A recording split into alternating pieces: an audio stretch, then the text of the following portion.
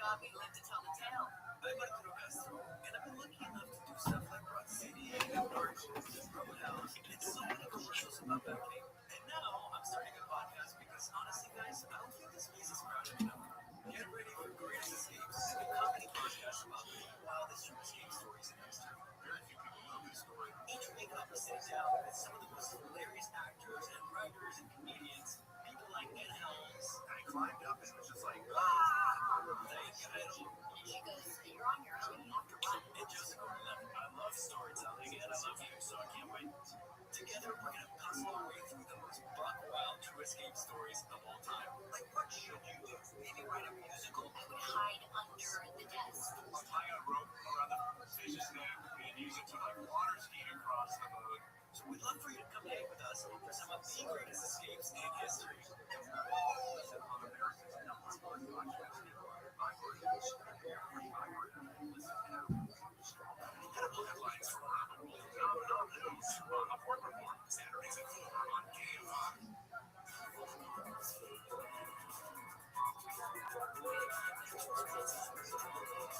KFI AM 640 is the Conway Show, your world champion Dodgers. They're on the Cleveland Guardians tonight. That was an exciting day. So listen to every game in HD on the free iHeartRadio app, live from the Galvin Sport Broadcast Zone, and stream all the games in HD on the iHeartRadio app. Keyword AM 570 LA. All right, Joe Buscaglia was with us. He was a LA City Council member.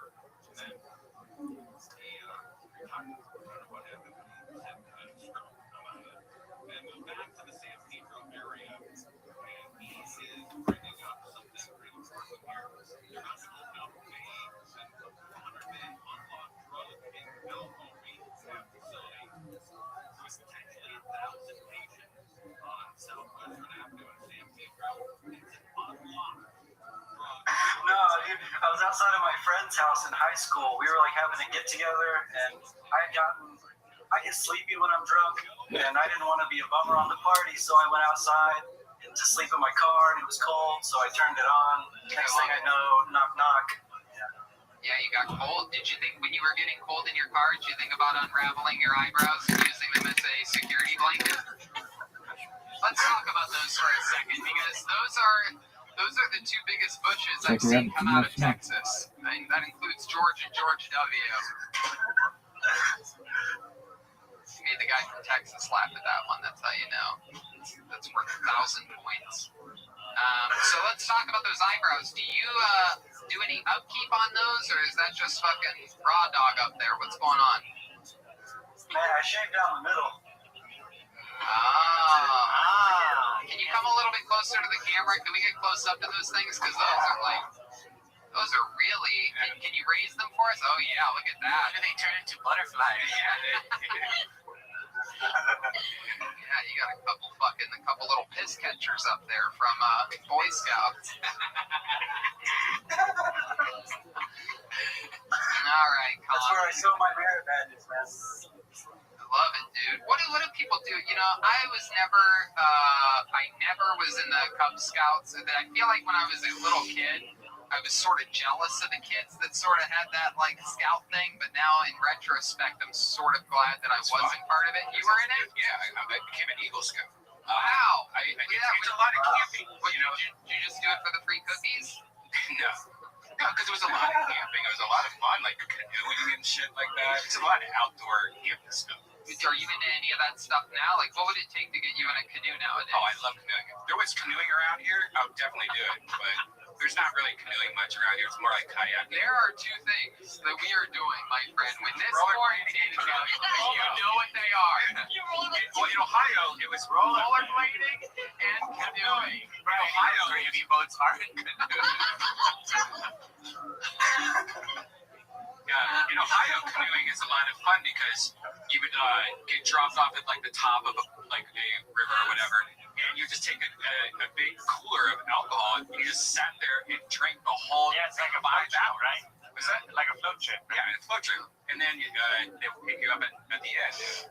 Out here, though, there's not really much. I've tried to look for canoeing out here. There's not really much. How far did you drive? Dude, it's pretty. I mean, there's not. You get what's outside your door. Turn around and you're like, nope. Oh no, that's fun. Yeah, no, it's true. It's weird. California, strangely, even though there are rivers, it's a weird place for things like that. I've been on this show. I once said it's weird. There's not a lot of great fishing around California, and I got destroyed on the internet for saying that because obviously everyone in America is like, darn, the Pacific Ocean, but I wasn't really counting that. I'm talking about like rivers and lakes. Like, they have lakes here that have just dried up. Like, what's that one? The Salton Sea? Crazy. They just pretend like that's a sea, and then you drive by it, and then there's just the desert. Yeah. Anyway. But yeah, there's whitewater rafting somewhere. Just a couple hours away. Oh, I love it. I've done, oh, look at that. And if you look, it's kayaking in the ocean. If you look, I said there's kayaking. The guy from Germany likes white power rafting. If you look at it, it's mostly kayaking and it's mostly in the ocean. For those of you that are just listening to the podcast, the guys in the booth just brought up canoeing and kayaking in Los Angeles, and the map lit up like a coronavirus. Yeah, but these aren't like the kind of canoe that like you do. No, it's true. Completely different. It's true. In Ohio, where we're from, especially, you take a trip down to southern Ohio or around West Virginia, which is extremely close. Yep. Done the Cheat River in West Virginia. Incredible times. I go right now. It is wild. It is wild. Well, Connor Kokora, it was fun to meet you. Thanks for coming on. Everybody good? Anything else? There goes Connor Kokora. Thank you, Connor. Great to have you back on again. We'll see you in Texas. Connor_Kokora. K-O-K-O-R-A. All right, we got to keep flying through. Your next comedian, this young lady goes by the name of Shelby Gonzalez. Here's a little bit of music from the Kiltony Band.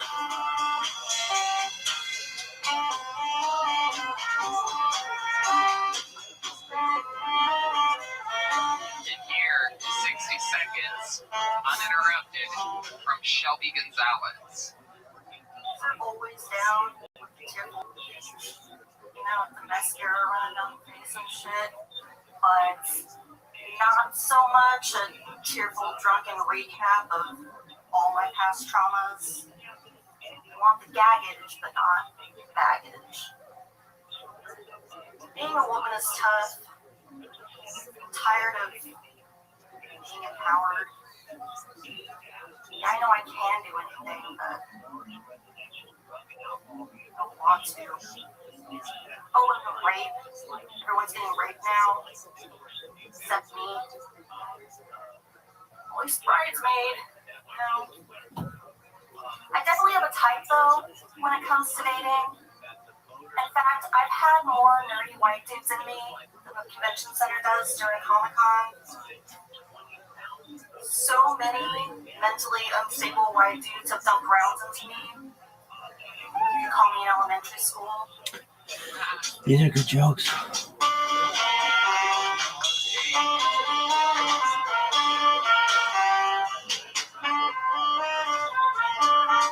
There it is. Shelby, that was awesome. Thank you. Where are you at? Phoenix. Wow, awesome. We love Phoenix. That's great. Have you done stand-up comedy before? Yeah, I've been doing it about 2 years now this time around. I originally started about 5 or 6 years ago, and I quit for a little bit, but got back into it about 2 years ago. Very cool. You had some funny jokes there. The past traumas thing, all that. The rape. One thing I love is that you talked about how women have all this freedom now, and you don't want to do anything. And I found that, while it wasn't necessarily the most like hoo-hoo ha-ha joke, I found it interesting because I don't ever hear women sort of taking that approach ever. Is that a longer joke normally that you have more beats to in a regular stand-up set, or just sort of a new idea or something that's just a one line? Not really a longer joke. I mean, that's just kind of one of the ones I kind of stuck in there with the whole, women being empowered shit. Like, I still like having doors open for me, Right. I I don't want to do everything myself. Right, of course. When you talk about past traumas, what are we talking about here? Let's talk about your Family shit, you know, growing up with an emotionally abusive mother that didn't care about me. That comes up a lot. Well, that makes 11 of us. I actually had a real physically abusive mother. She used to pull guns on me and knives, and Yeah? Well, now what do you do? I do the same to my kids. That's it on. Pass it on. Just put that in and you break through. Wait, was that my mother? Telling Joel to just play the drums? Oh, no, Joel, it's okay. Sit back now. Sit back. Oh, oh, no, he's leaving. Oh, this is strange. This is going to be a very rare occurrence where Joel walks off. I wonder if he's perhaps doing a character change or something. No. Needs to use the manual. Oh, that's true. So Shelby, other than an emotionally abusive mother, what else? Anything else interesting? I make websites in my spare time. I've been doing that as kind of like a side gig for a couple years now. Was laid off from my job about a month ago because of all this grown-up shit. What was that job? I'm a POS systems analyst. Essentially, I help employees and franchisees of restaurant chains set up, install, and upgrade their point-of-sale software and equipment. Yeah. You have a boyfriend there in Phoenix? No. Living the single quarantine life. What have you been doing to pass the time there all alone? I've been watching a lot of 90 Day Fiancé. Oh, yeah. Yeah. I heard this. Yeah, it is good. I actually caught up on quite a bit of that. You start with the first season. I was really surprised to learn how many other people are ashamed that they watch it, but are cool and not, the typical housewife mom kind of person that watches that. I'm really surprised I get to talk to other cool people about that show. How many other people actually watch it? It is incredible. It's just a gif of a train wreck over and over and over again. These people that are just being used and they have no idea. It is absolutely awesome. I mean, you'll just see, you'll be flipping through the channels and you'll see just this voluptuous, big-breasted, ridiculous woman with her ass cheeks and tits hanging out. And then it'll cut to some guy who's with her that looks like the drawing of Joel from Tyson. It's weird when These two things do not belong together. and it's weird how some of them actually survived. And you're like, how the fuck did this actually survive? Like the first season, that weird cross-eyed chick. I'm not sure which season I've caught up on. One of my favorite ones. Oh yeah, that guy's out of control. Sure, but one of my favorite ones, there's actually two of them. One of them, the guy is with a beautiful Latina girl, and he's just a fucking whiny dork. I mean, just this, I just don't know if I don't know if I'm ever gonna get her to love me how I like her. You don't realize, you just want to slap him and go, dude, you're a fucking bitch. Change your attitude, first of all. I mean, if you had some fucking swagger, you could be giving this girl a good time. Anyway, and then the other one, really my true favorite is this, there's this one with she's a young, sort of, not really that young, I guess. She's actually, I would guess, probably early 30s, and she bagged this, 21-year-old Jamaican dude that literally is like, look, if you don't have sex with me 2-3 times a day, I'm gonna cheat. He says that, at the top, and sure enough, it takes no time. I think he cheated on her, during their wedding or something like that, basically. The show's just unbelievable. Yeah, it's I love it. One that I hate is Love is Blind. Have you guys caught any of that? Oh, it's just dog shit. Oh, I hate it. I love it. I watched a couple episodes of it, and there is that one woman, I think she's the one that's universally hated on that show. I couldn't get past it. I wanted to keep watching, but I could not. Yeah, Love is Blind is so fucked up that the women on that show look like the drawing of Joel. Anyway, Shelby. I just want this to turn. I just want more table wine to start flowing. Be like, have you guys seen the newest episode of Real Housewives? Oh, you have to, my girl. is on in the background at a lot of the current quarantining that I'm doing up. You know what I mean? Yeah, A lot of people like a lot of lady shows. A lot of these shows with the women. I watch a lot of Animal Crossing playthrough videos. You do? Are you one of the Animals Crossing? Hey, All right, Shelby. Anything else crazy we should know about you? Any fun facts about Shelby? You have any special skills or talents you could show us?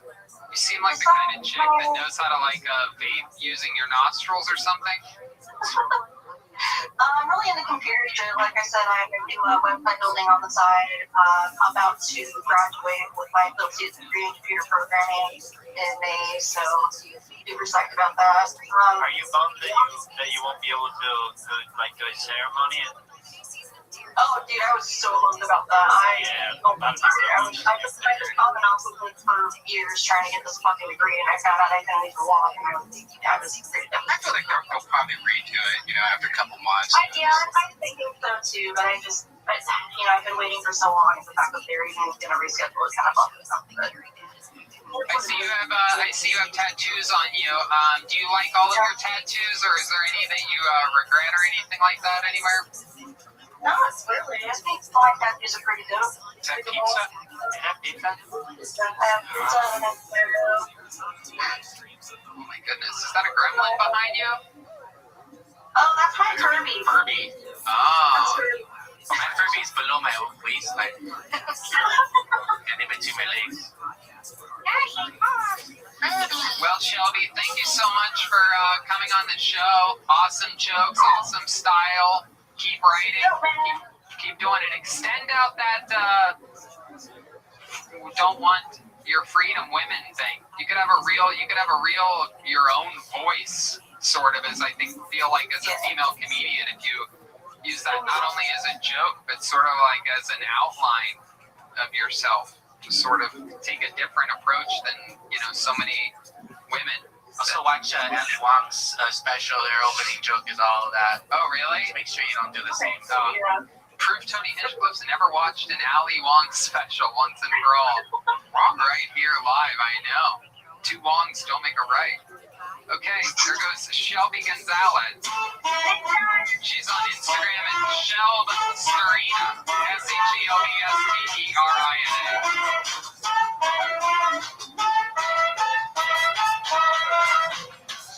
And with no further ado, ladies and gentlemen, comes my favorite part of the night.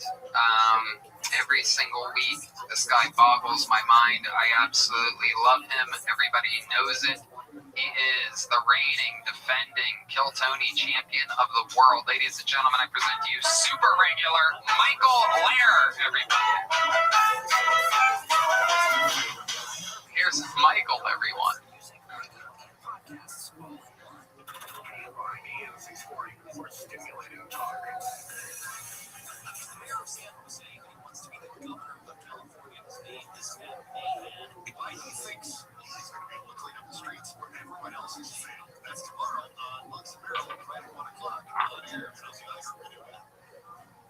Hey. Hey, roses are red, violets are blue. If I turn blue, call 911. Oh, Blue Cross Blue Shield. Yeah, they fuck me.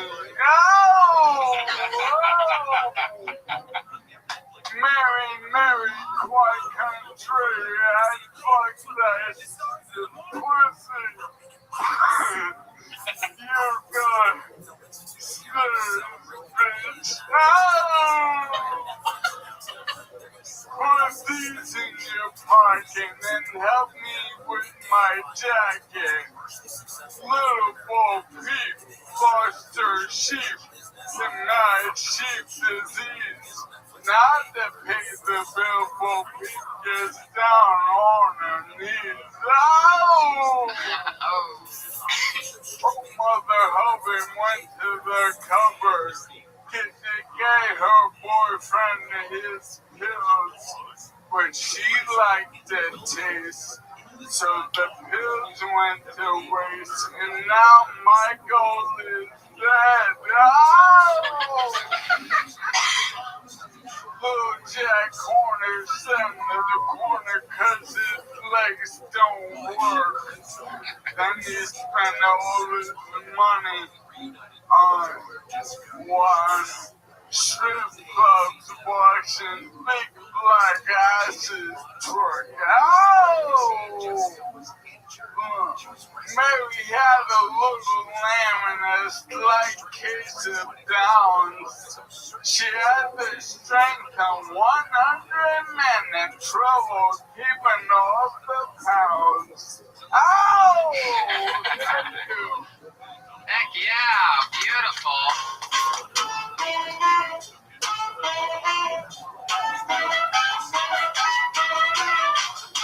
A surprise performance by the great Injured Dice Clay. He was on the show a few weeks ago. He's back. How are you, sir? I got a fan there like Austin Houston Vicky. I'm like, what's Vicky? They're like, it's energy healing, like no touch. Fuck you, Vicky. I want that touch healing. They're doing the no touch, but they're humming like they're coming with the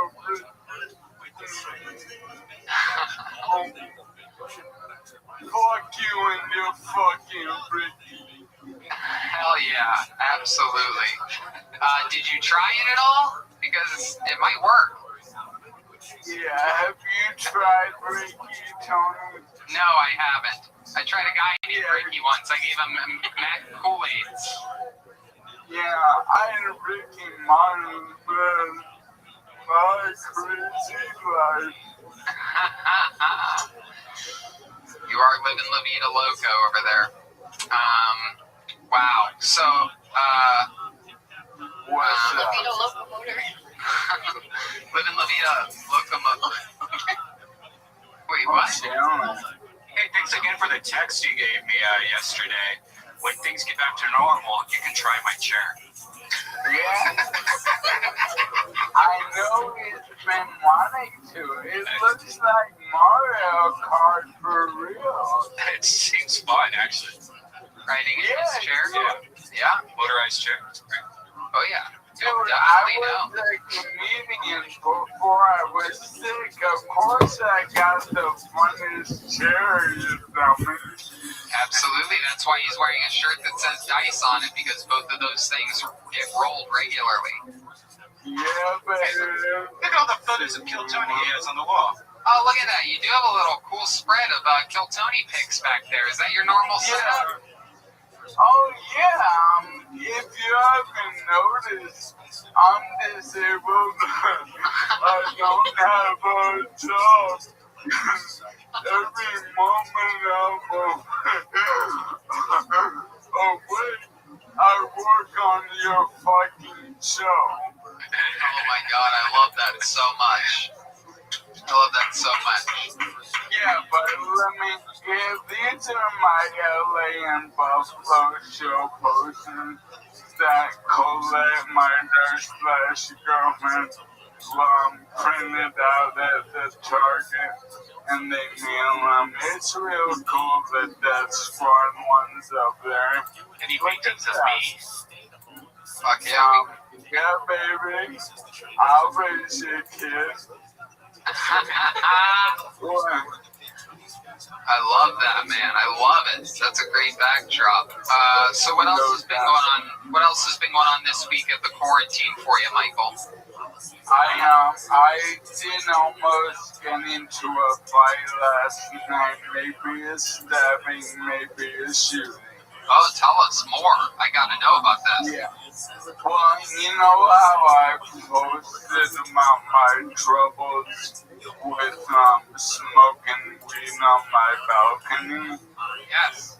Yeah, I know all about that. Yeah, so I'm in a plague, and you know, I'm not compromised, but obviously I've had better days. So now I have to go outside to smoke weed, right? And I'm posting up out front of my apartment. And if you don't know this about me, I'm gonna die on my sword. No one can front on me, I'm not chill. I'm not a bitch. No one can blame me.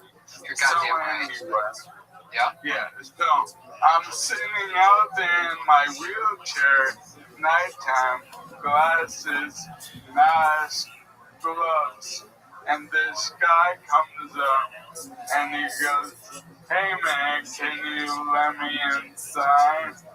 And I'm like, "Bro, you know I can't do that. I have a responsibility to the other tenants." And then he got real mad. He was meeting a friend, and then under his breath, he started calling me a bitch. And I was in the mood, and I like to talk shit. Most of the time, people don't do anything. So I go, "I'm not a bitch, take that back. I'm protecting the other tenants, take that back." And he goes, "Yeah, man, you better shut up, man." And he was reading around his way. He's like, "You better relax." I'm like, "I can't walk. All I do is relax. Take that. I'm not a bitch." And that got heated, and we had that really like alpha eye contact, and it was exhilarating. I'm like, that shit ain't got nothing on sex life, baby. Oh my god, I love that. That's like an episode of Game of Thrones, because in the end, the guy in the wheelchair won it all. Exactly, man. I'm the brown-eyed raven. I'm the pink-eyed raven, and when I get to with all these seagulls. Holy shit. I love it. Is that a new neck brace you have? I just noticed when you turn your head a bunch of different directions that you have a new neck brace on.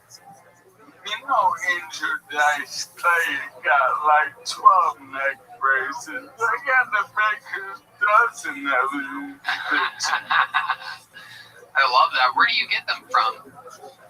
Amazon. Where else? Fuck this small business.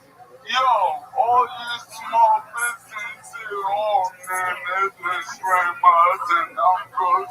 Fuck yourself. Amazon, baby. I love that take. I love that approach. Fuck all the small businesses. Let's monopolize everything. I think we should all have cafeteria-style meals here in America. Unified meals, unified healthcare, unified everything. Let's just have the government pay for everything and wonder how it gets paid. But check out Michael Lair's website. Yeah. No, MichaelLairComedy.com, and go down the rabbit hole of my brain and several years of my brain on infinity.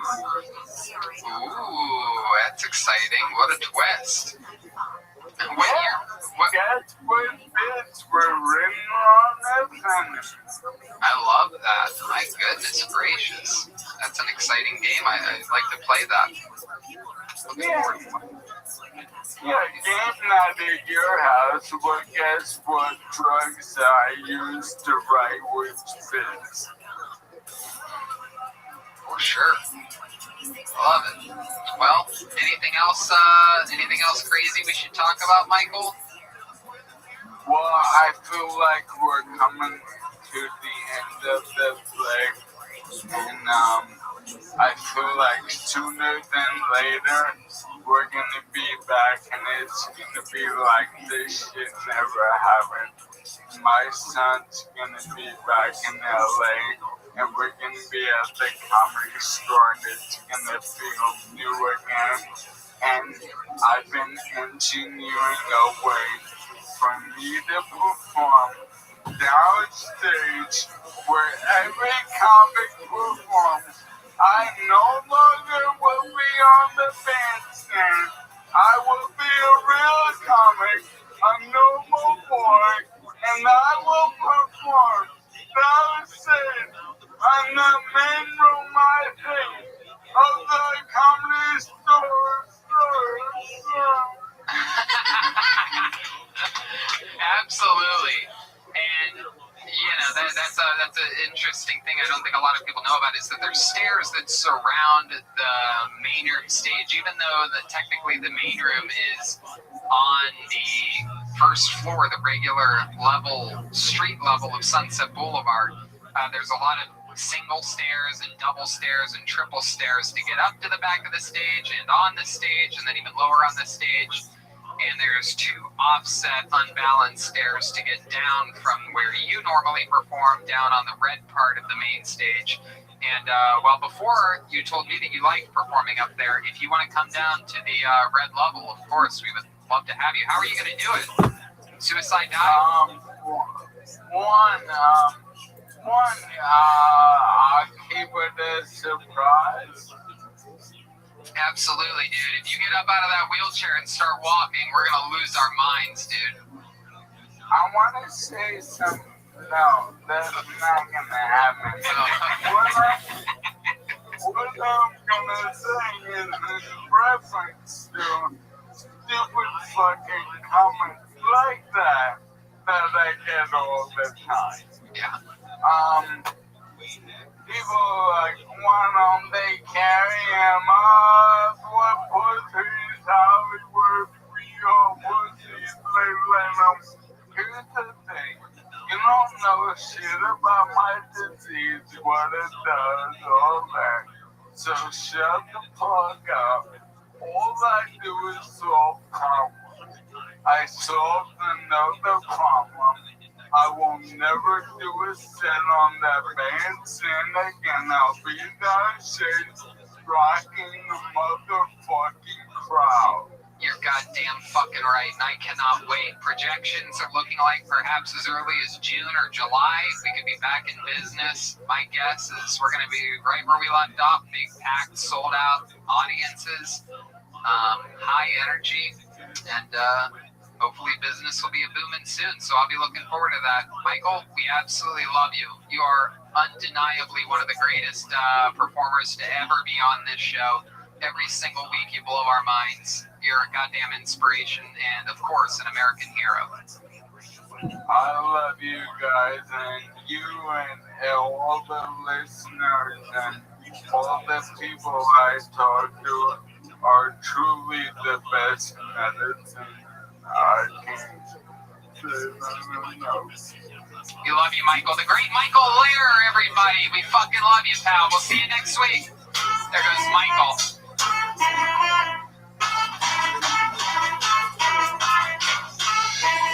MichaelLairComedy.com is his website. At SteveMartian69 is his Twitter, and at MichaelLairComedy on Instagram is his Instagram handle. But before we go, even though he is basically completely unfollowable, we always give one last stranger a chance. Pre-selected by the Better Box team here, Anthony Engage. Let's see, our final comedian of the night. Looks like his name is Joshua Bergman.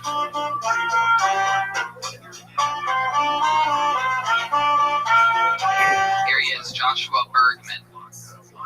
There you go, Don. How's it going? So if I was British, my Tinder profile would be, my name is Winsel, and I like to go for long waits on the beach. So it turns out those people protesting 5G were right after all. 5G does transmit cancer because it transmits Twitter. So I lived in Japan for 10 years, married to a Japanese lady. We got 3 kids. Can I say, Japanese like it raw? How come we never got bidets over here? They got the fancy bidets in Japan. We need to bring that over here. I think it's the marketing. Bidet sounds so French, so soft. name it like the pooper blaster. So like crazy. There you go, a minute from Joshua Bergman. What up, Quick Scope? Hi, Joshua. Chag Sameach, how are you?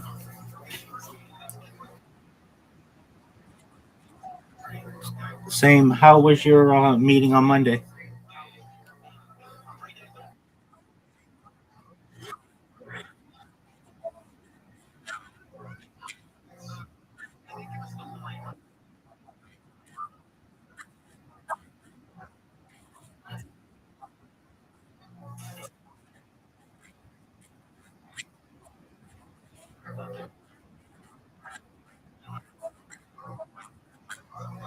Excellent. Do you have a meeting set up?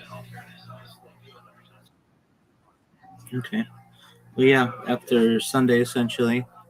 Uh, I mean, next week is what we call Chol HaMoed, which he may not. Usually, with rabbis, you want to keep it after Pesach. Basically, we have a period called the Omer that starts tomorrow, and it's like 49 days until our next holiday, Shavuot. So basically, from like you want to keep basically the next week. He's probably not going to want to meet with you, but then there's a pretty good time of like 40 days essentially where his schedule will probably be more open. And then after that, which is like mid-May, from like mid-May to the fall, his schedule is going to be quite open. So you're coming on like a really busy time within Orthodoxy, but after next week or so, you should be able to see some clarity. Definitely. So I would, if I were you, just look to contact him maybe early next week. He'll probably say wait till after Passover's over, which will be the following week, and then probably be able to get some kind of meeting with him then. Uh, what did the rabbi on Monday say?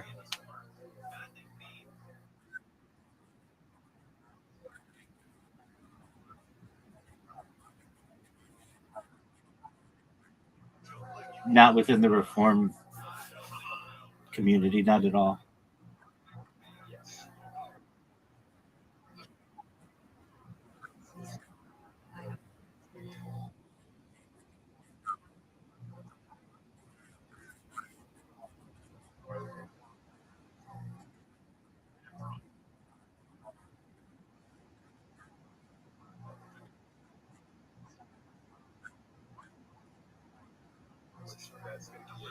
Yeah,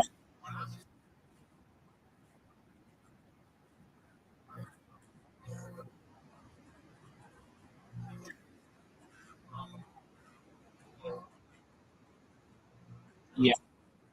It's already red flags when they want to charge tuition. It's a money making system. Usually within the Orthodox community, you'll have to pay money, but it's to the shul. It's not for a class. We usually don't. We don't charge for any classes. They're all free, so long for members of the shul. Now it's going to be more expensive, but yeah. So I don't. I really have done my best for most of my life, or my entire life, to avoid any type of conservative or reform ideas, any of their synagogues. So I'm not familiar with what kind of system that they have, but at least within the Orthodox community, what will probably happen is you can contact the rabbi. Whether he wants to respond, that's up to him. That's his prerogative. Um, yeah, uh, he may. I mean, a lot of rabbis. You got to imagine we are, at least within Judaism, we're like 2% of the United States population, and of that 2%, Orthodoxy is 0.2% of that. And we get inundated every single day with people who, hey, I Judaism speaks to me. Hey, I've got a girlfriend who is Jewish and I want to be Jewish. Hey, I've got a boyfriend who's Jewish, wants to be Jewish. Hey, I'm not happy with my life in the world, all kinds of things like that. So and if he's running a small community, they may not even have conversions.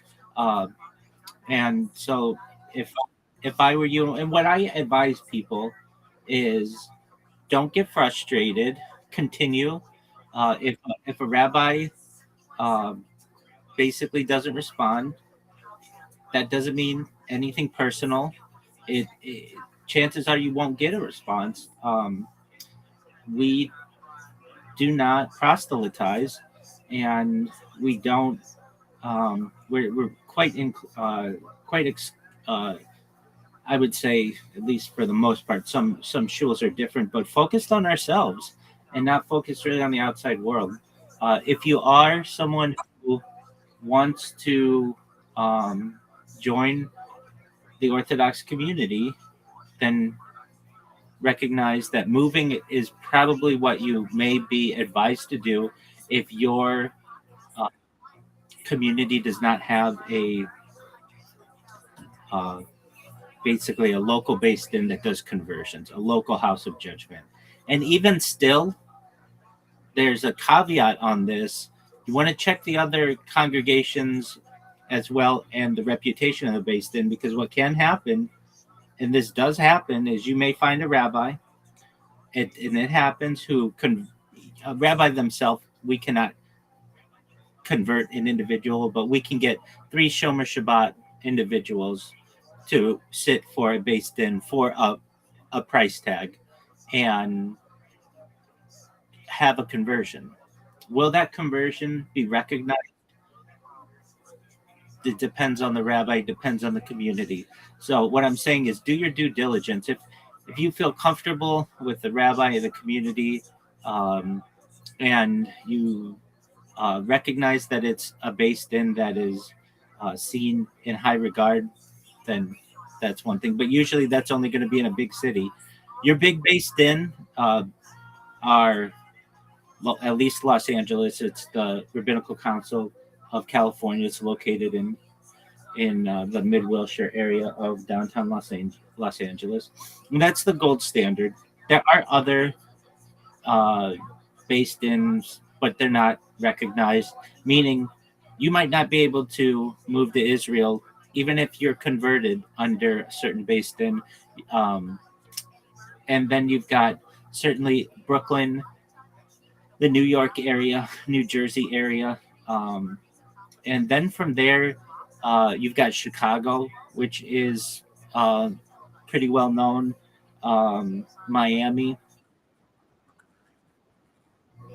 Okay. Okay. How far is it approximately?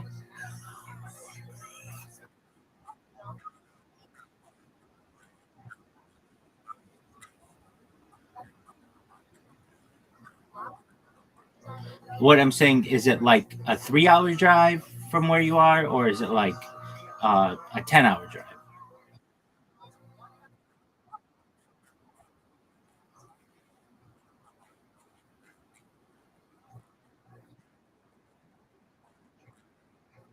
Okay. Well, um, the Chicago Rabbinical Council (CRC) is very highly respected, and so that would probably be your best bet.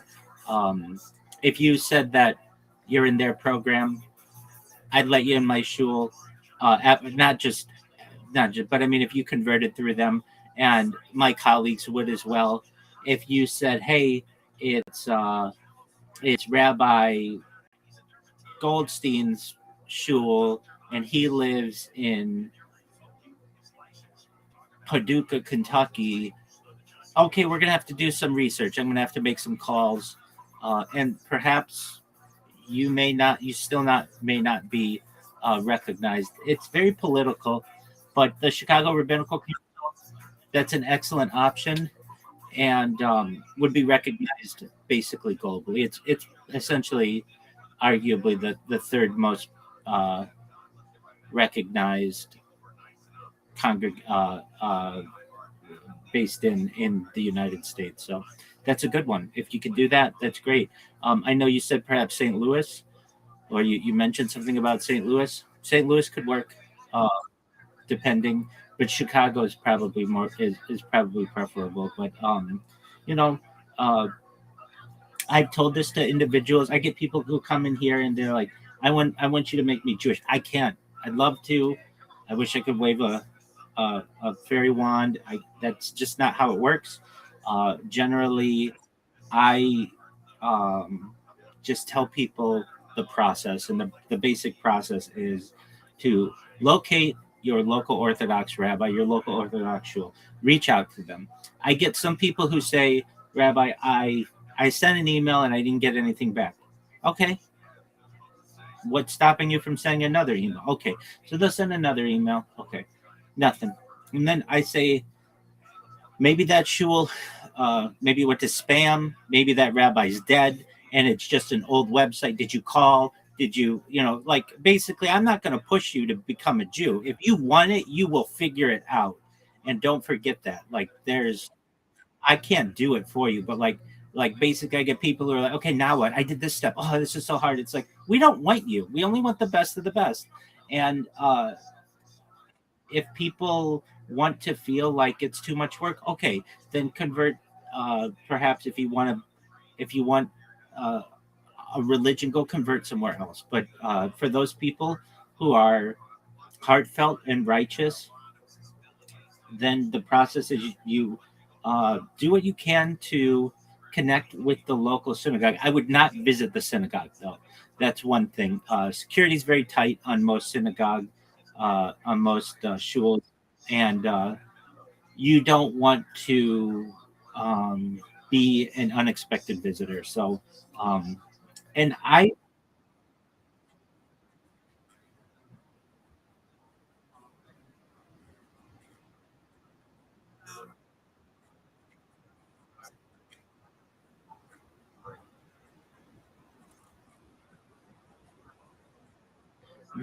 thought you were going to Chabad.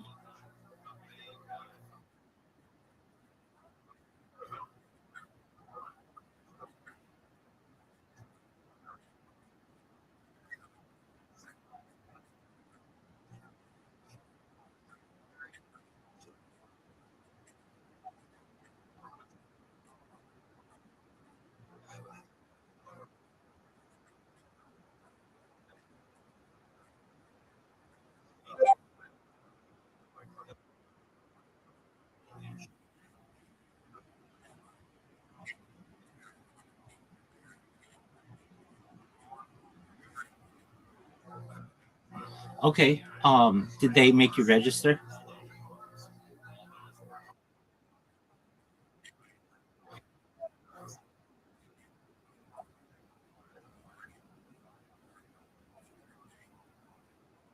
Okay.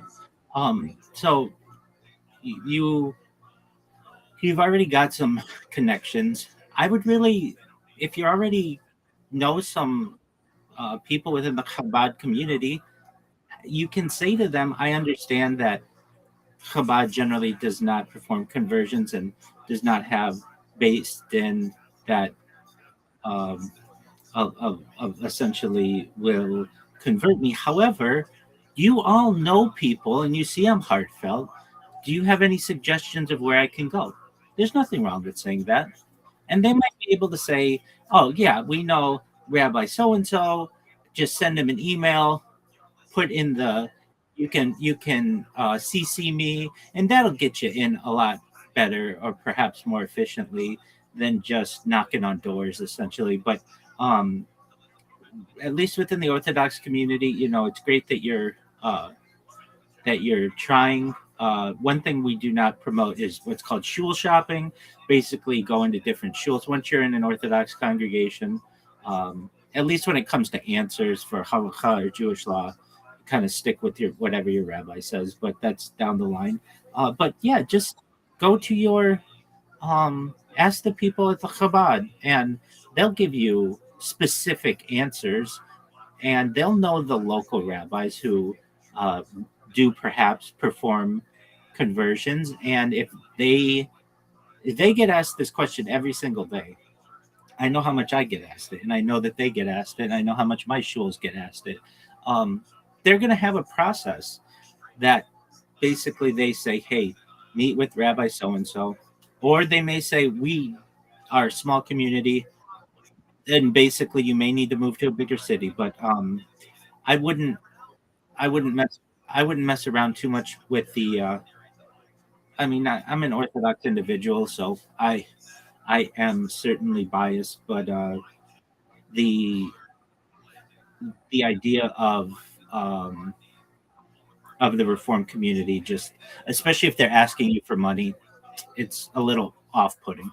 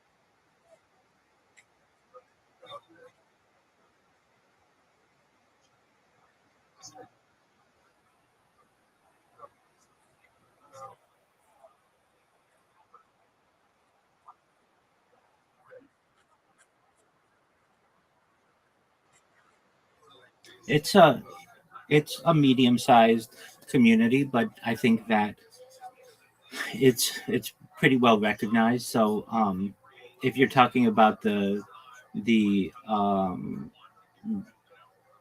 if you're talking about the three rabbis who currently sit on their base, I don't know them personally, but I know overall the Denver community is a respected community, and if you could get into that community, perhaps for a conversion, I think that it would be seen in definitely a much more fair light because it is um, recognized globally.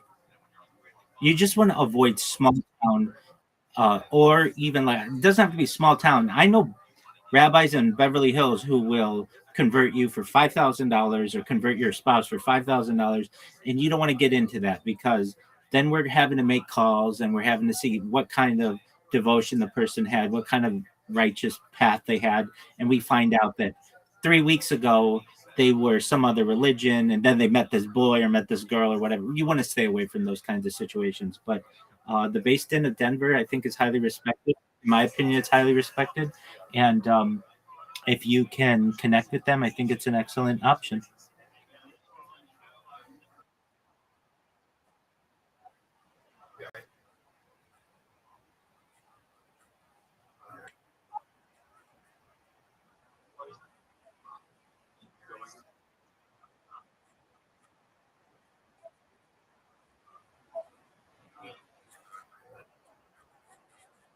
That's exactly right. I mean, that's what I'm saying as well.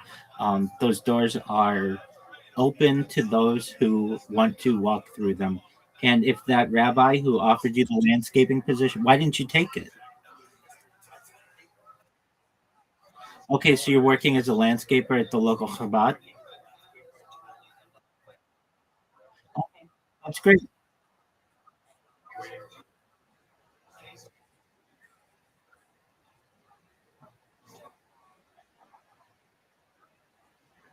Excellent. And then once he sees your work ethic and how interested you are, then you can certainly make a uh, expression of your intentions to convert and what you've done and um, how your heart felt, and he will say, "That's great. We don't do conversions. We continue to work here, continue to do everything as essentially a righteous Gentile as much as possible, live by the seven Noahide laws. That'll be very important to him and to the community. And then you find the based in. You'll meet with the Av of the based in, the head of the based in. You will perhaps be with them for 6 months to a year. They'll just want you to start to move to a community, um, your work hours. Um, there's, as I've said previously, though, they're gonna want a respectable parnasa, a respectable career for you. And so maybe you tell them, hey, I want to go back to school, or hey, I want to get this certificate, or hey, I want to do something. But because once you convert, they want to make sure that you're able to afford it. Being an Orthodox Jew is expensive. You need to keep kosher. You got shul dues. You're going to have perhaps yeshiva tuition and day school or whatever it may be.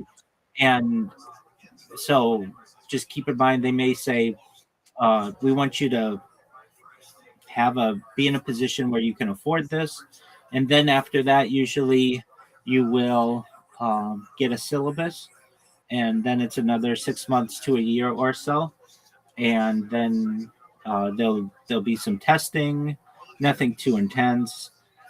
They may um, have you work what's called chavrusa, which is like paired learning with someone.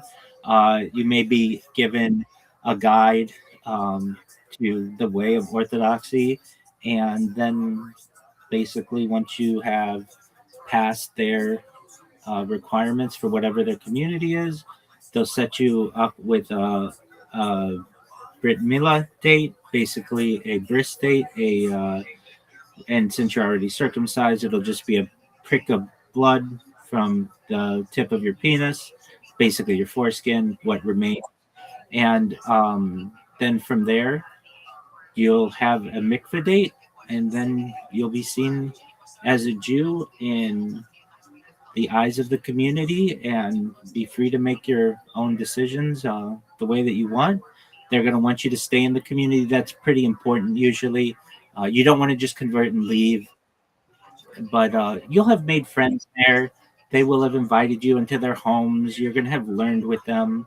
You're going to attend classes with them. Chumash class, meaning like Tanakh class, and Gemara class, meaning Talmud class. You may start to take Hebrew classes. So at least in the communities where I've seen converts uh, eventually take the journey, it it's like a four. It's like shul every day, usually, depending. Some places are stricter than others, um, but that means you're gonna have to be at shul by like 6:15 every day, and depend.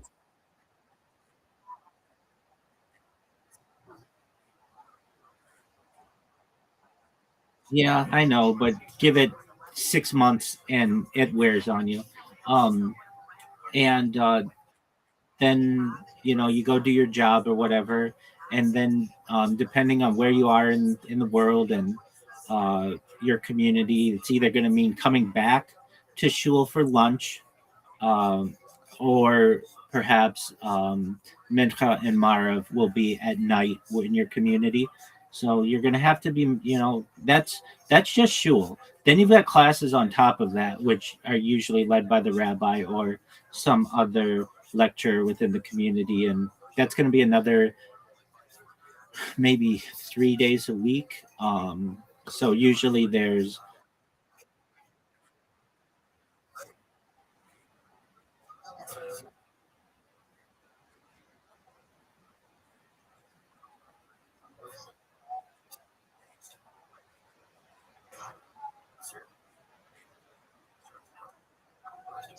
okay. I mean, that's good. I'm not saying that it's not good. Um, that's great. So the big thing that they're going to want from you is, have you moved to our community? That's the big thing. The sooner you can get that done, the better. Whatever, whether it's Denver, whether it's Chicago, or wherever, you're not going to be seen as someone who is really heartfelt in what you're doing and won't be fully welcomed in the community, of course, until you convert, but um, until they know you're not driving on Shabbat, until they know that you are spending the day in their homes, like, and they actually can see how you act, how you behave. I've seen many converts for different reasons, and the ones that are living in the community, and the ones who just maybe got an apartment there for the weekend or whatever it may be. And there are eyes everywhere. The Orthodox eye is everywhere. And I've known of situations where you may have had an individual is converting, and perhaps there was an element of their righteousness that was questioned, and their tutor, their called the base din on them and basically said, "Hey, this person is not living the way that I would expect a ger tzaddik, a righteous Gentile, to be living, a potential convert," and their process was extended. Well, they could just kick you out of the program as well. So just know, like, when you're gonna do it, you want to do it all the way. And if you need anything, I'm here. Okay.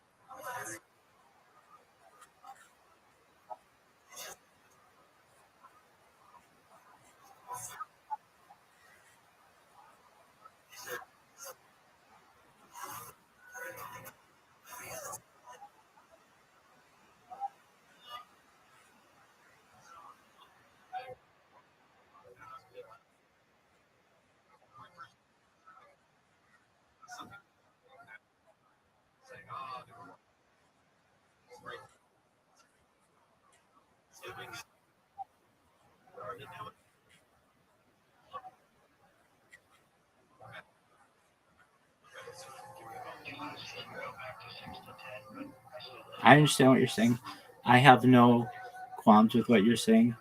I don't consider what they practice to be Judaism. It's something different. It was a breakaway movement, essentially 210 years ago. Um, so, I mean, but that isn't to say that I don't consider some of their members to be Jews, but not all of them, and I don't recognize their conversion. So that's why I just do my best to stay as far away from that as possible. In your case, what what the based in of Denver said is excellent advice. Build the relationship with the Chabad rabbi as best you can. Um, Take that job, work every day like it's your last. Do a really good job. They'll see your work ethic. Uh, but the big question for me, just as an individual, but also as a rabbinic leader, where are you going to be 10 years down the road, 20 years down the road? It's very expensive. So in the back of your mind, you have to be saying, I don't want to be continuing to be a landscaper for my whole life. I either want to have my own landscaping business, or I want to get a degree in technology, or I want to be a professor, whatever it is. And you may say, I don't know what I want or whatever. That's fine. But when you're looking at what the base din is going to be looking at, they're going to say, is this person going to be able to pay day schools tuition. Now that tuition you will have to pay.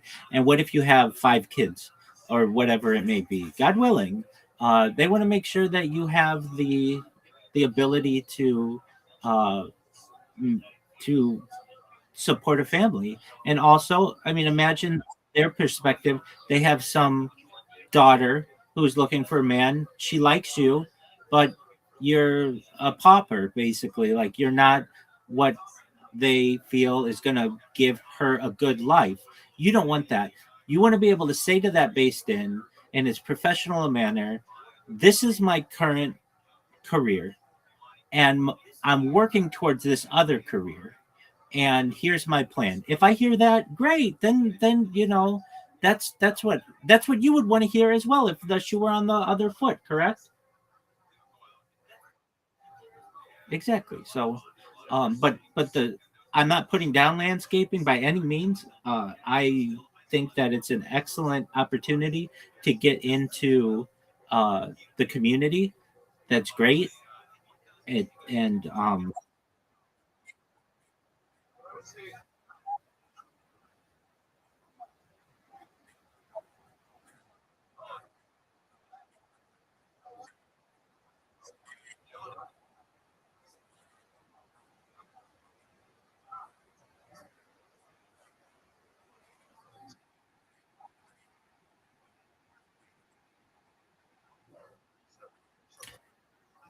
there's nothing wrong. There's nothing wrong with that. So do whatever you're doing and do the landscaping. But the question that I have for you is, what do you want to be doing in 15 years?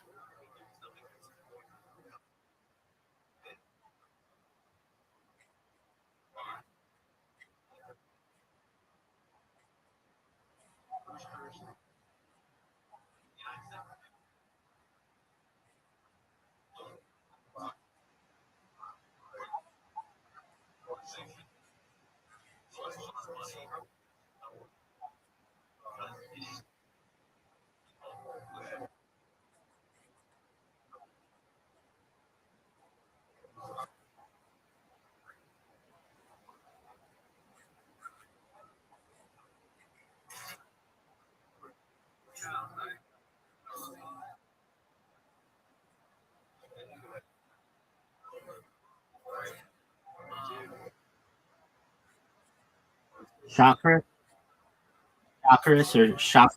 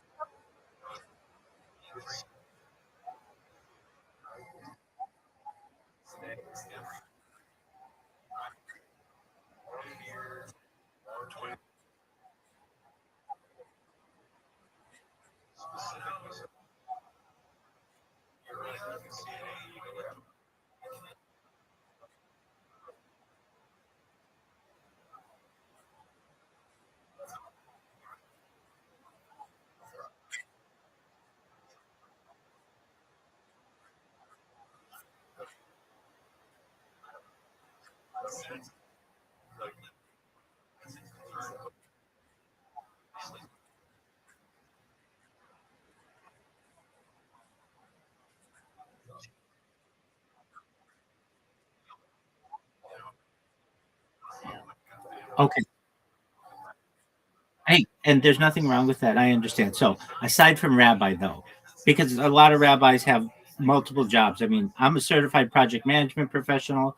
My rabbinical colleagues, many of them are lawyers or accountants or certified financial planners. Some are congregational rabbis as well, where they get paid from the shul. But aside from that, 15 years from now, if no rabbinical route, I mean, you can do both. So that there's nothing wrong with that. But what do you want to be? from a secular career if you didn't have the opportunity to be a rabbi, or you needed to be a rabbi and have a secular career to help support yourself?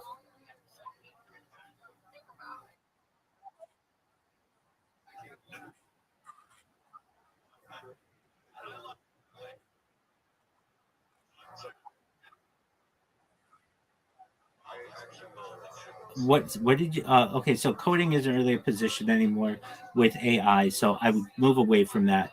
I'm not putting down coders of the past, but the best coder in the world right now isn't as good as AI on its worst day. So what kind of engineer did you say? Because engineer is great. What did you say?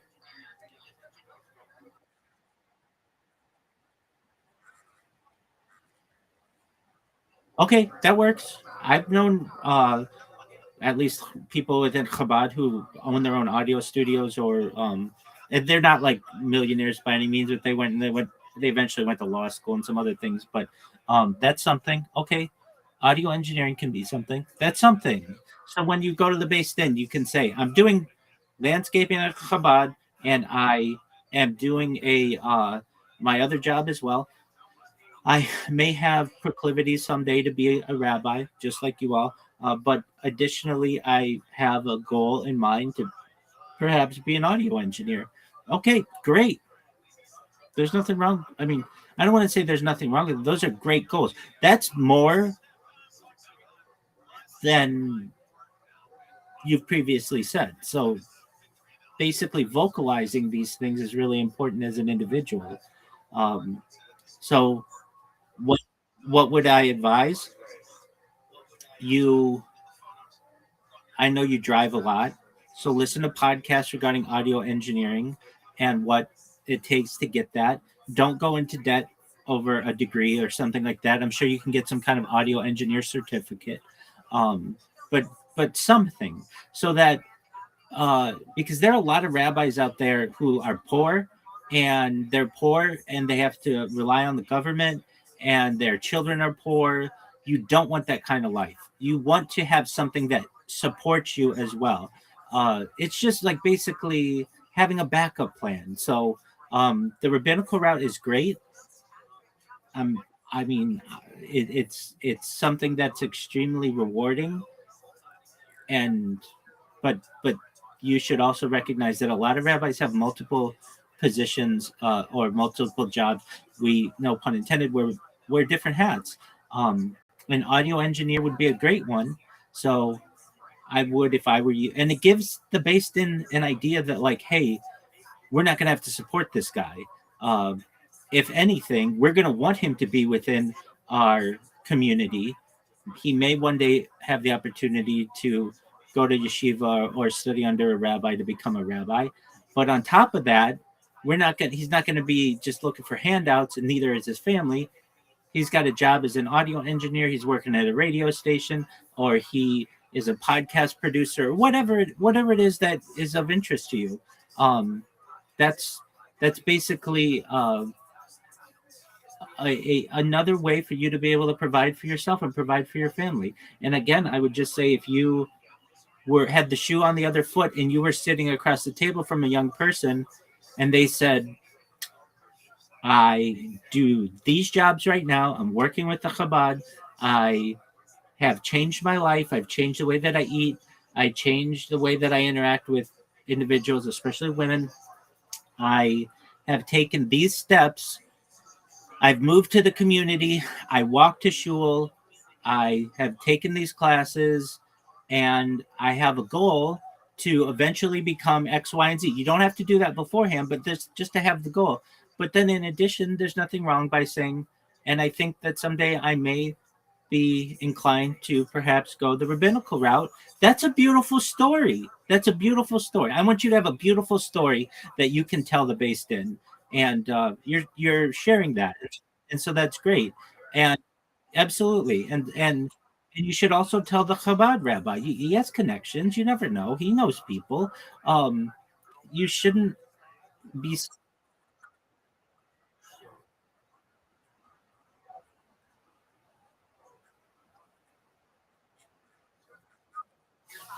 excellent. Okay. Well, then, with that, do you have any other things you'd like to discuss?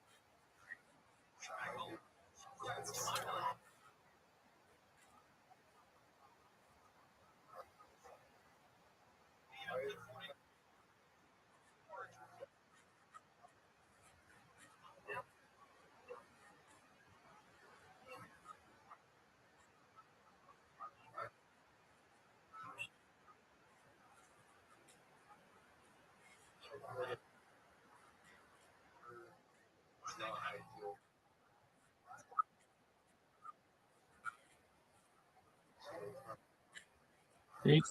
There you go.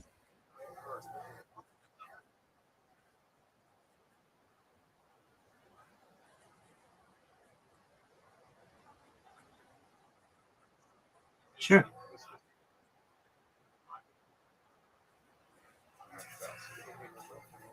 What do I do?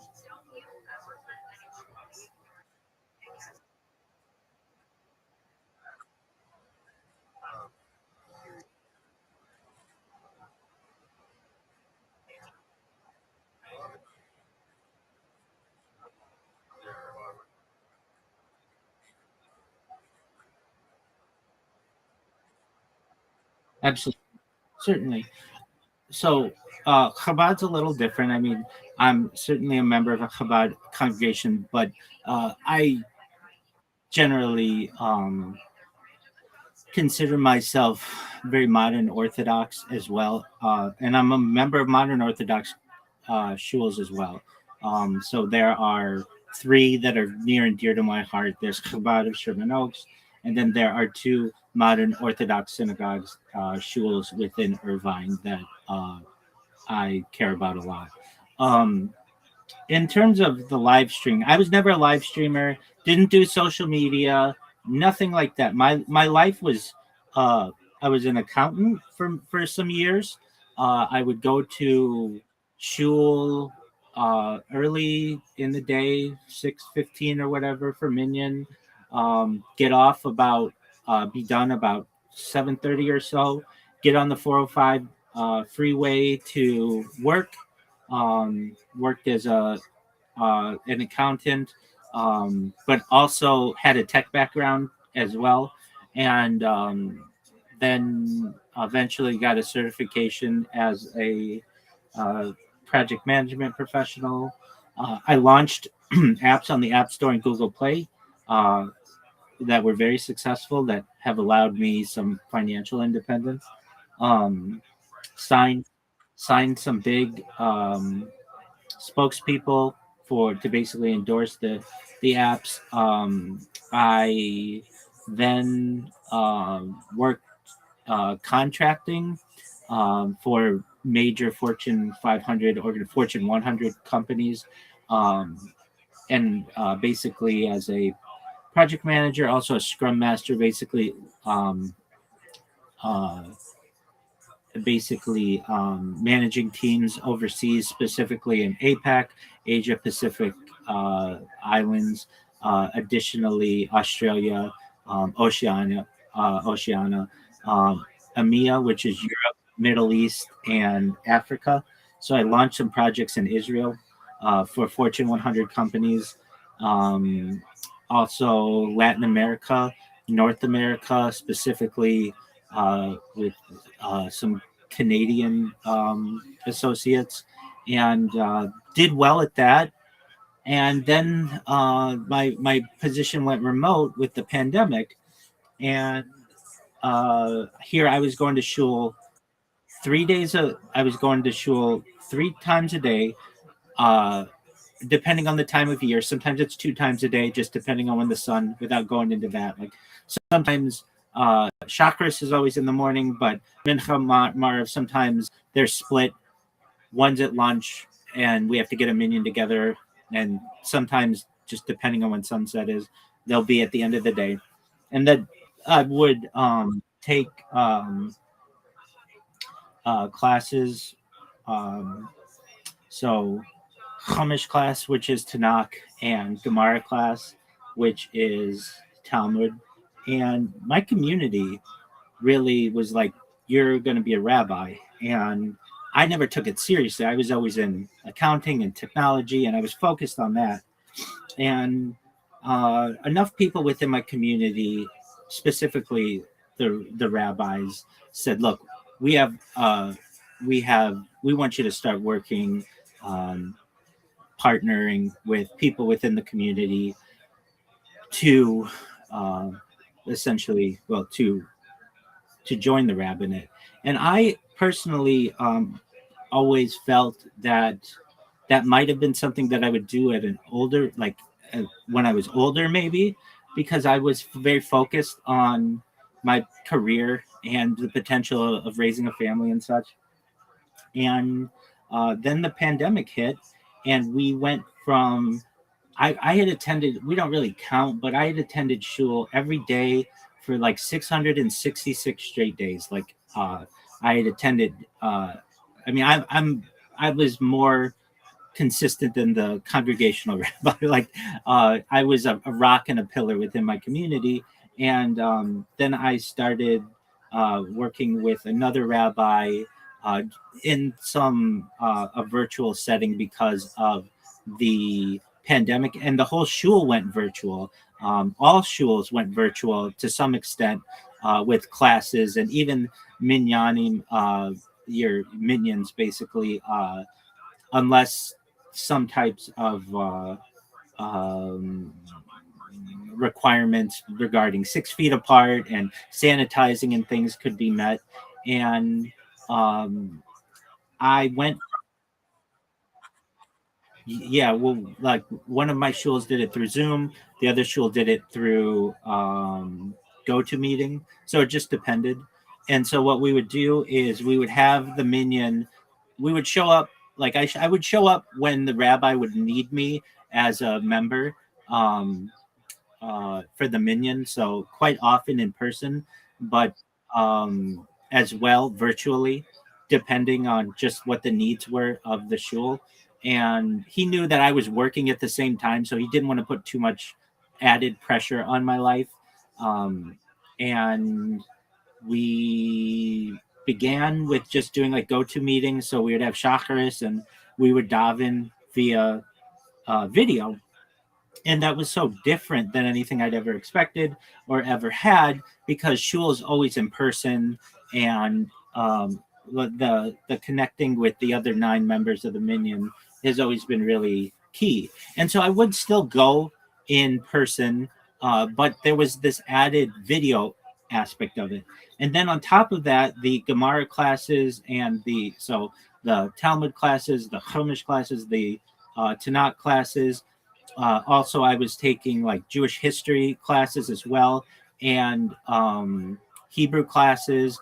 I worked in conjunction with other learning individuals, basically in a small yeshiva setting.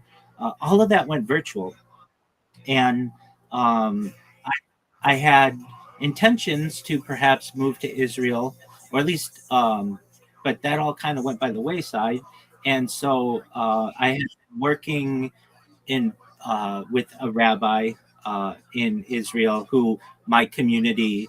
Not only was I working with rabbis in my community, but working with a rabbi in Israel to make smicha, which is rabbinical ordination.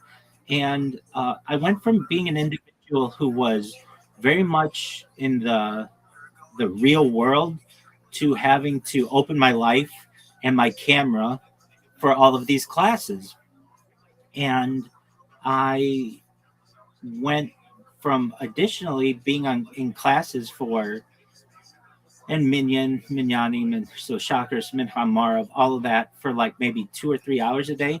On top of that, to my job going remote, and so I was on camera like going in my life from 0 hours ever, not having an Instagram account, not having a TikTok account, none of that stuff, to being on camera like 10, 12 hours a day. And so my anxiety for being on camera was reduced. And then especially after making smicha and then having the opportunity to perhaps learn to be a more of a congregational rabbi, or perhaps to work for a kosher supervision service. Um, I didn't really want those roles. I already had Parnassa as a certified project management professional and a scrum master and an accountant. Like I could do a lot. I mean, obviously, um, and I had learned that more within the Sephardic community, not so much the Ashkenazic community, but the Sephardic community. They were meeting for Shabbat via Zoom, and they were actually keeping their Zoom calls on Shabbat for 24 hours. That's the longest you can have a Zoom call. Because they weren't able to meet in person many times because of super spreader events and things, I recognized, and just my knowledge of Jewish history, that this was a catalyst for change.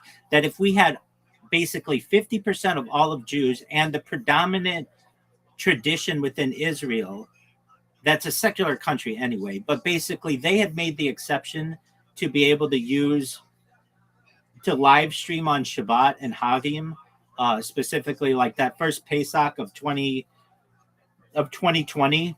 That was the big catalyst that I felt that okay, maybe that there might be some opportunity here, but I did not start by streaming on Shabbat by any means. So I was continuing to live my life streaming 6 days a week, and then when Shabbat would come, I would shut down all the streams and everything. But I really thought the Sephardic community is already doing this, and it doesn't make sense to me, and nor has it ever. I'm a very rational individual, and we treat Shabbat with as much holiness and as much uh, uh, we hold it in such a high regard. But I know in my heart that there's only a 14% chance that Friday night to Saturday night is Shabbat. And let me explain. There are 7 days in the week, right? Okay.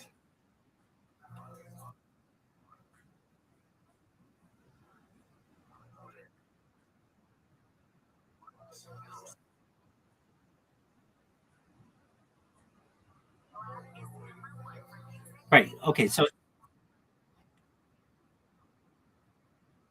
no, exactly. It's 7 days. Okay. God rested on the seventh day. Are we in agreement on that? Excellent. What day was that? Okay, but what day was that? What I'm saying is that the seventh day, but you have to understand the Jewish calendar hasn't remained consistent for 5,780 years. We don't know the right day. It's a 1 in 7 chance that we're taking. And in reality, that's only 14%. There's an 86% chance that we're actually celebrating Shabbat on the wrong day. Does that make sense?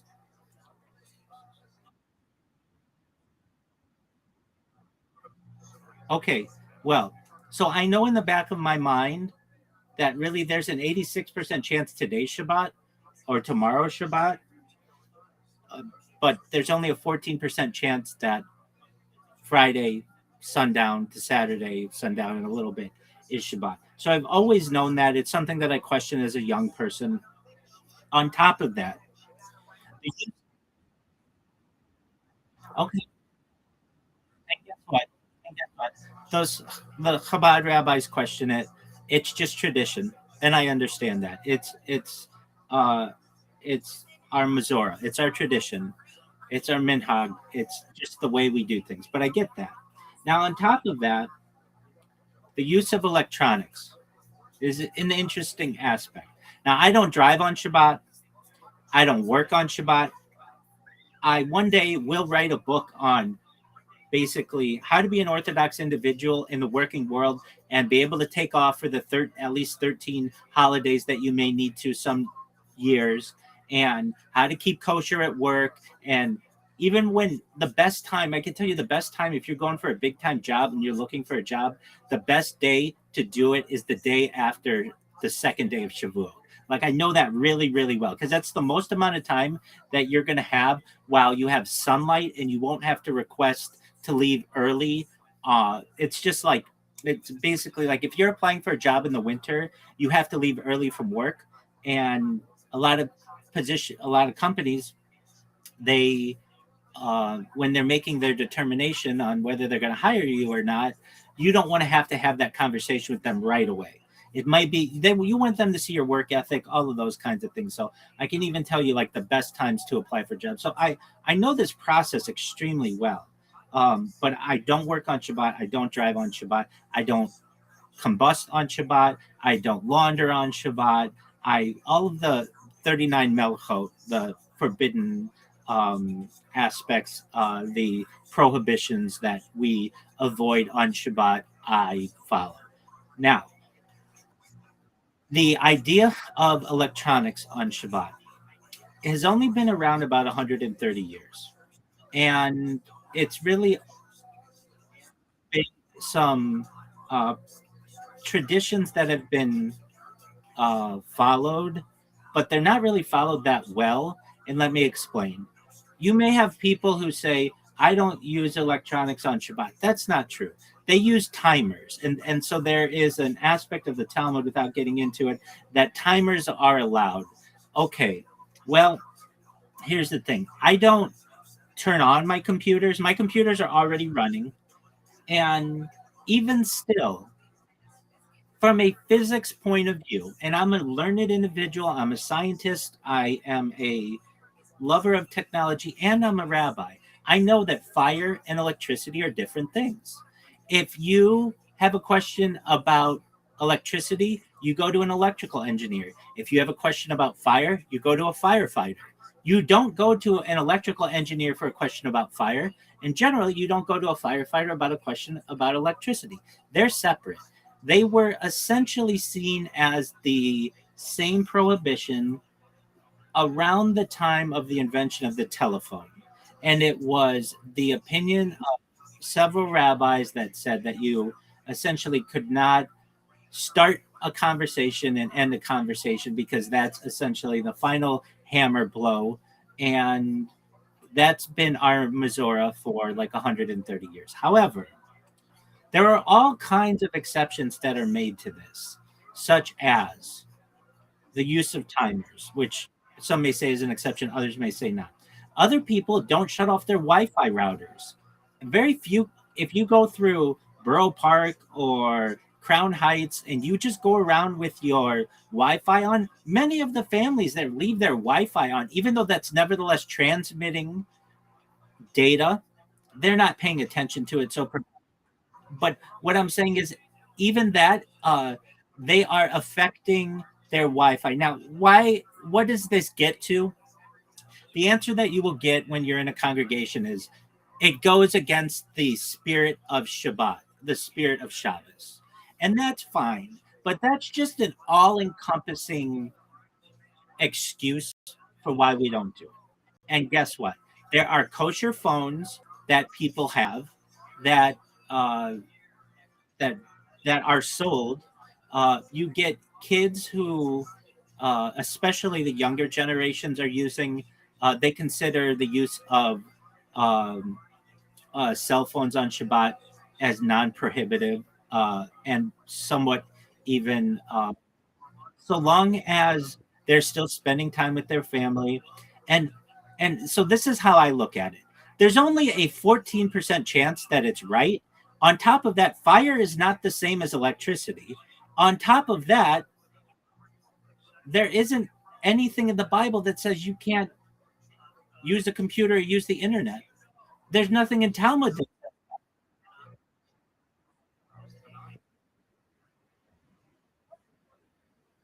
You've got to be careful with that. You've got to be careful with that because we consider the Talmud, even though it's written, to be the oral Torah that was given to Moshe Rabbeinu, Moses, our teacher, at Sinai.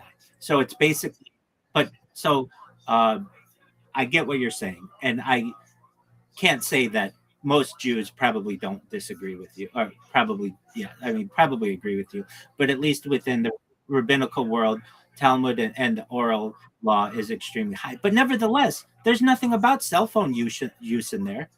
And we have made changes within Judaism since Talmud that are prohibited. So, for instance, within the modern Orthodox community, uh, we the suction after a bris on a newborn is many times now done with a pipette or a straw or with gauze as opposed to the lips because we have found that herpes can be transmitted and the child can die.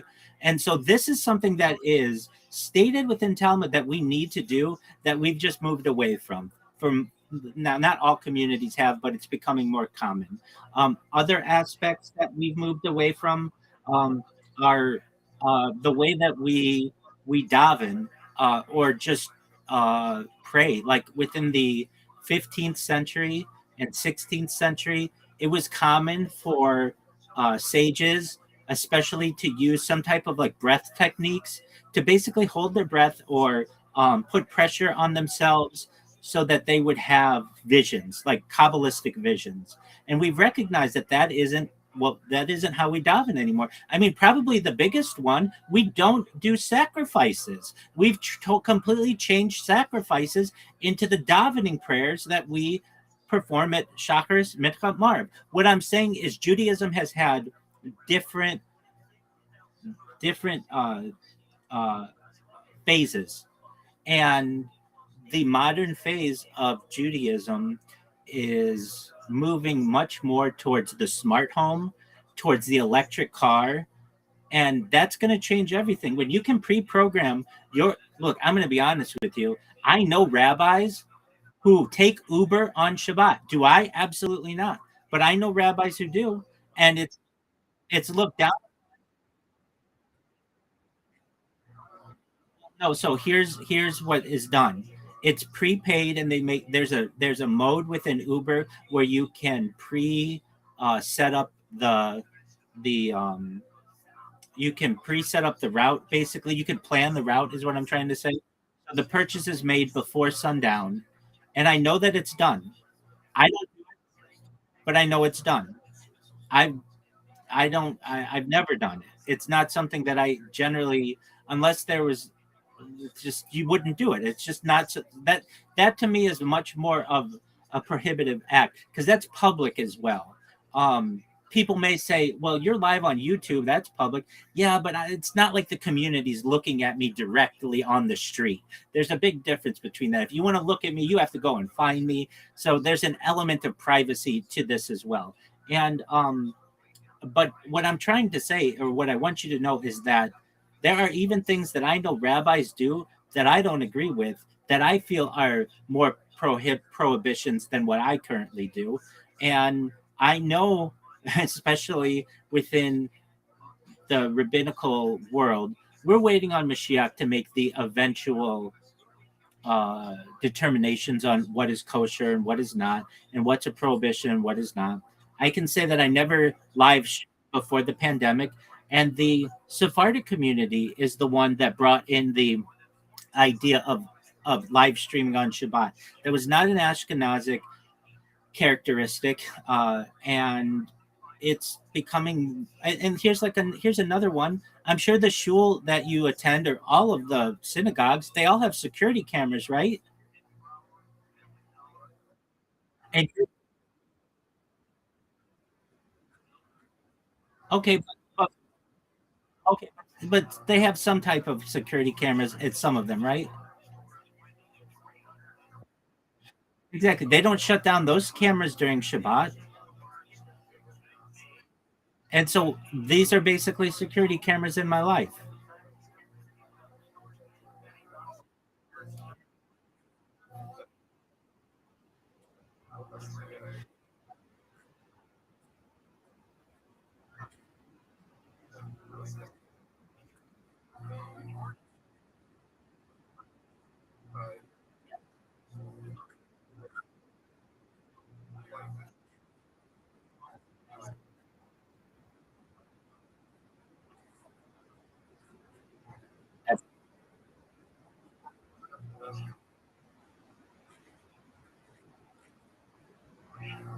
To live stream? No. What is usually done?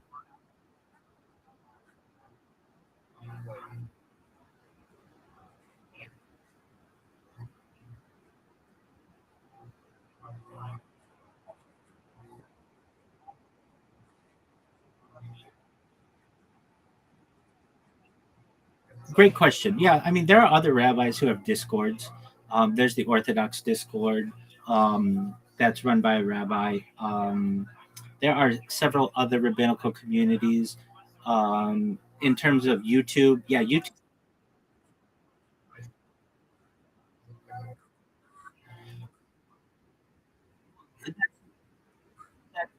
that you've got to understand that's the old guard, and they're dying out.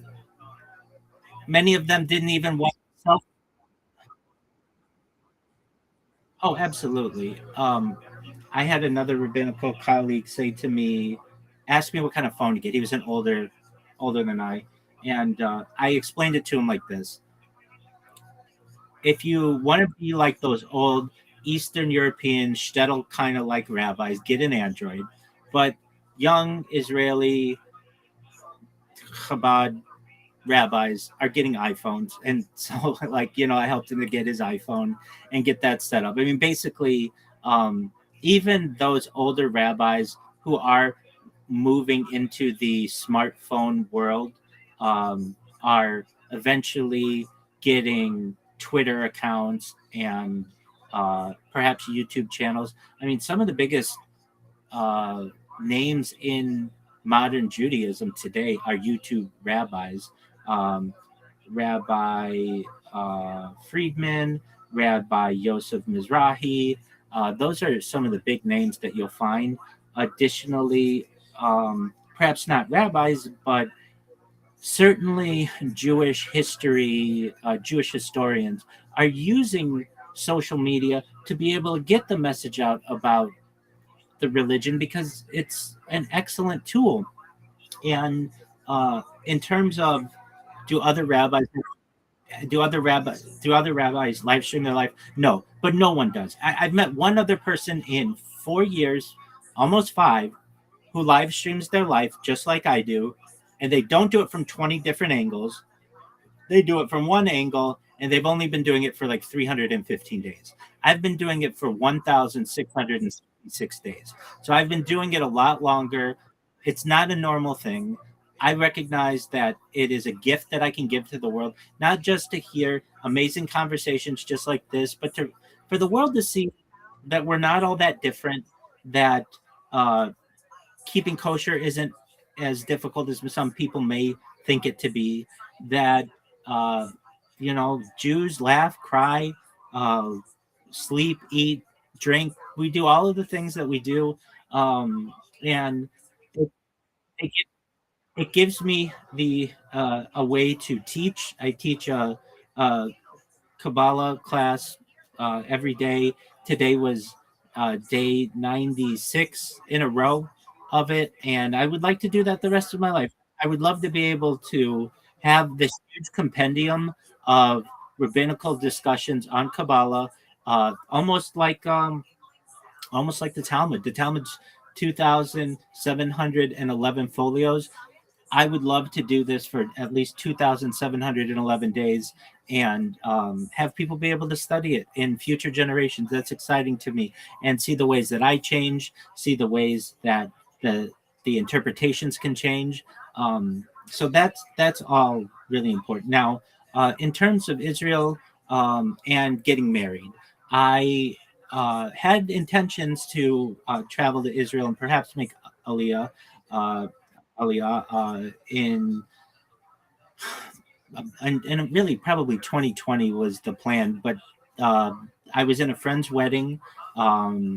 It was a very Orthodox ceremony, and being I remember being uh, excited for to get married myself, and I got a shadchan, which is a matchmaker, looking for a match. I got on the Jewish dating websites and had people who I was really interested in meeting, and the world shut down, and everybody, especially in my world, went to this virtual world. I mean, I did do like virtual dating, but that was a little bit different. And then when I started the live streaming, it was something that motivated me to be able to change the world. I learned uh, as a tech entrepreneur, and especially in 2018, data overtook petroleum as Earth's number one resource. And I personally have more data archived on the internet than any person ever. And that's hard for people to understand. But you have to understand that, like in the history of humankind, we're talking about Gandhi and Churchill and Moshe Rabbeinu, everybody. No one has had more aspect of their life, more data created than I have. And that's going to make me a very influential individual someday. I have more social media than any person else because when I do something, I do it all the way. I'm live on more than 20 different YouTube accounts right now. That's an incredible amount of data that I'm creating every moment. Basically, every minute that I am on stream, I'm creating about 60 minutes worth of data when you combine it with the TikToks that I'm on and the Instagrams that I'm on. I'm live on 3 different Instagrams, 2 different TikToks, 2 different Twitter Spaces, more than 20 different YouTube channels. I'm live in a bunch of different Discords. That's how you found me. And as I say this all to you, I'm not having to do anything. You know what I mean? And also, so I don't see it as work. I have never been a social media influencer. I don't get paid, or I get paid to stream, and I just let it sit in an account, not even my bank account. It sits in the account of the of the of the platform. They give me money. I just let it sit there. I don't want it. Basically, I don't want to ever be accused of, hey, you're an influencer, you're a live streamer. No, I'm not. I'm a rabbi. I'm a certified project management professional. I'm an accountant. I'm a few other things as well, but I am not someone who streams for money. That's not what I do. I do this fun, and I would be doing the exact same thing. I shouldn't say that. I would be more involved with my communities if I weren't doing this live stream, but I'm okay with that. I recognize that I have the opportunity to change the world. I'm an advocate for world peace everywhere. I'm an advocate for ending world hunger everywhere through the use of technology, such as agricultural drones, floating greenhouses, saltwater greenhouses, hydroponics, vertical farming, cloud seeding. I'm an advocate for ending world thirst. I'm involved with projects to build wells and water towers in developing nations for the benefit of the less fortunate. Additionally, I am an advocate for the LifeStraw program, and most importantly, desalination technology, where we pump Earth seawater onto land and make it drinkable. I felt that my journey, perhaps that I'm on from Hashem, certainly changed during the pandemic, and it was to help the world. I had become financially independent to some extent because of some excellent investing and just really getting fortunate um, in in my positions.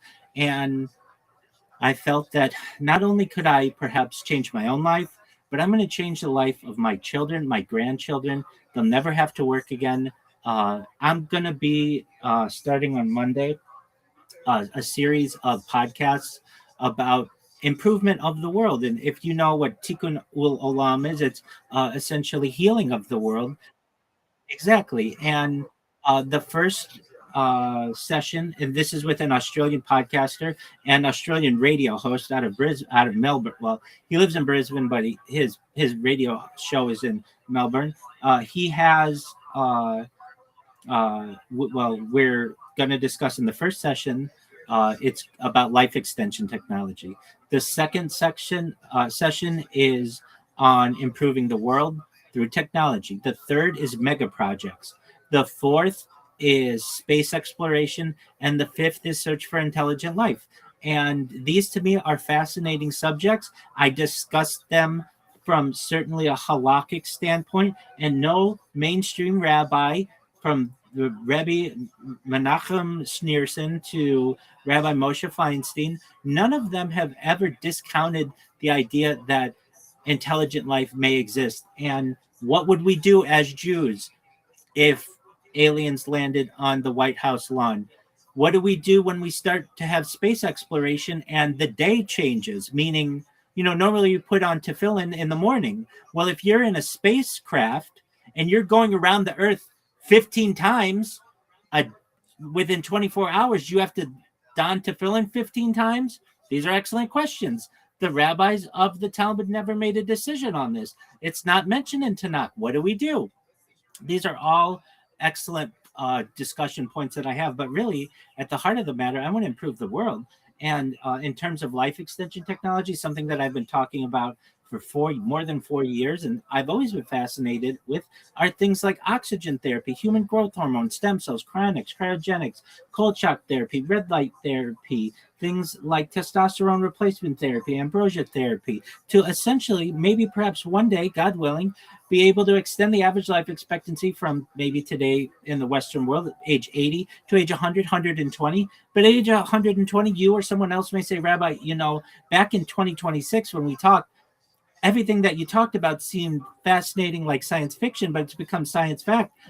My body's starting to break down. What's the next plan? And I want to give people options that they may be able to, if they want, with their consent, utilizing technology, be able to perhaps use mind uploading technology to be able to extend their life. Basically scanning their brain into a computer like a CAT scan or an MRI, knowing where every atom is in their central nervous system and the peripheral nervous system for later download. As an android, an avatar, a cyborg, a cybernetic being, a clone of themselves, a robot, an ethereal being, whatever they want to be. But essentially what I'm saying to people, and I say to people in my streams, is that we are of a generation, or we're within a few generations, where the idea of digital immortality may be realistic. And that's really exciting, is it not? I think it is too.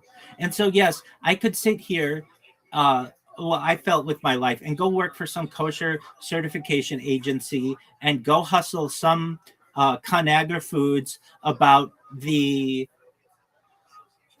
kashrut of Hebrew national hot dogs, which is fine. There are rabbis who do that, and there's nothing bad about that. Or I could really do what I felt perhaps could change the world, and by giving away my privacy and in many ways connecting with people that I never would have been able to.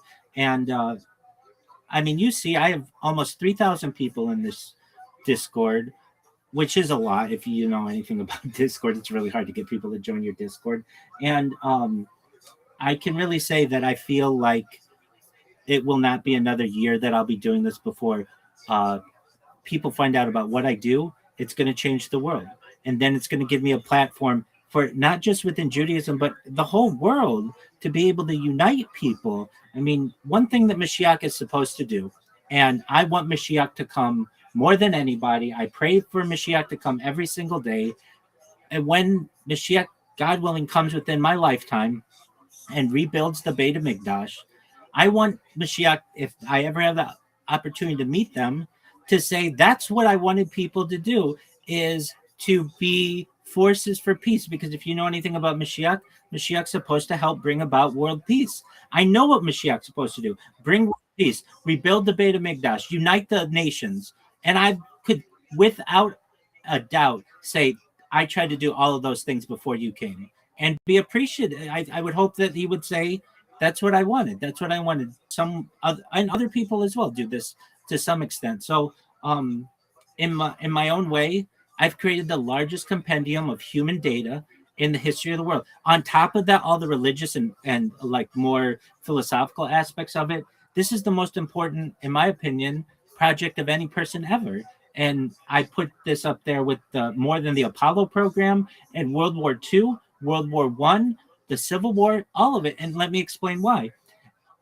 with the advent of AI, we've never had the opportunity to be able to study uh, the behavior of an individual over long periods of time. We only do small studies on individuals for like 6 months or a year, but never years and years of 24/7 being able to study aging, eating habits, drinking habits, behavior patterns, psychological states, sleeping patterns, circadian rhythms, every aspect of the human body, hygiene, everything. It's a gift that I can give to the world. Now, it's too much for any one individual to watch. If somebody sat down and watched every stream that I've ever created, it would take them more than 100 years. But AI can dissect every single thing that I do, and AI needs models on which to needs examples on which to build its models. And in my own way, I am the biggest model for AI that's ever arisen. And I recognize that I can have a huge impact on society that way.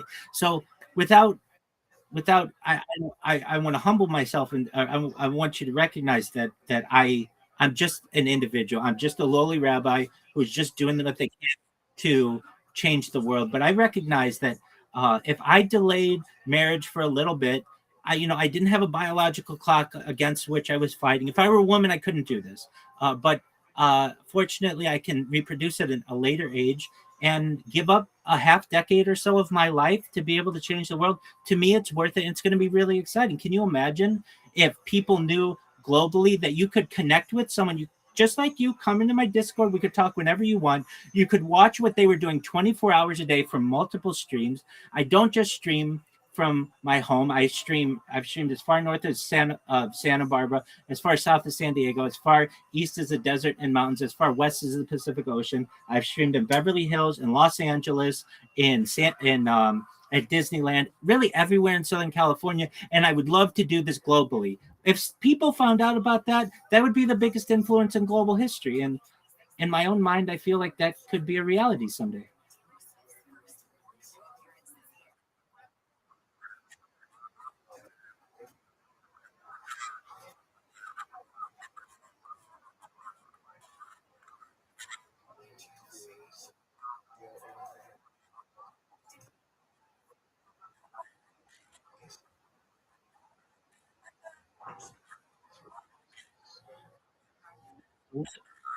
That, absolutely. And I know that my rabbinical colleagues, while they can't always publicly say in front of their shul, yeah, everybody can just start live streaming.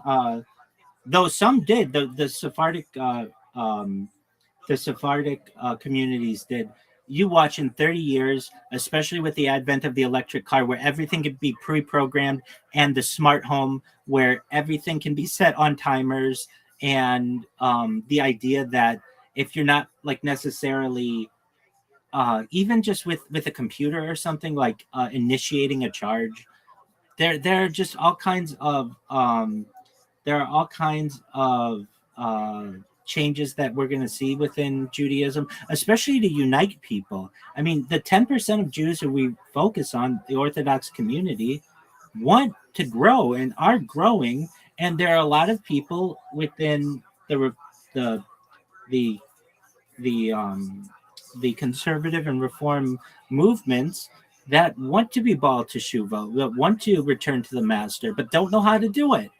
And what a great resource that they could have. Hey, someone who will answer all your questions, teach you all the blessings, reviews Jewish history all the time. I've been watching Daf Yomi, which is our daily Talmud study, for like 200 straight days just on one of my other streams.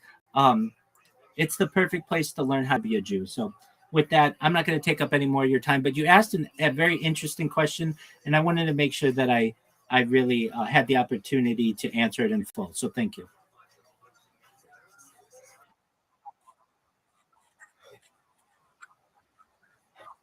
Excellent. You as well. Chag Sameach.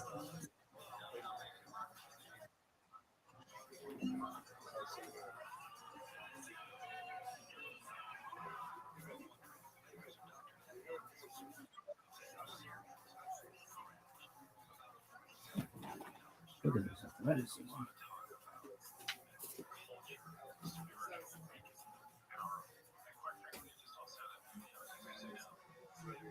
just too good to be true. One of my colleagues turned to me and said, "Oh, my business." My favorite Rabbi business course.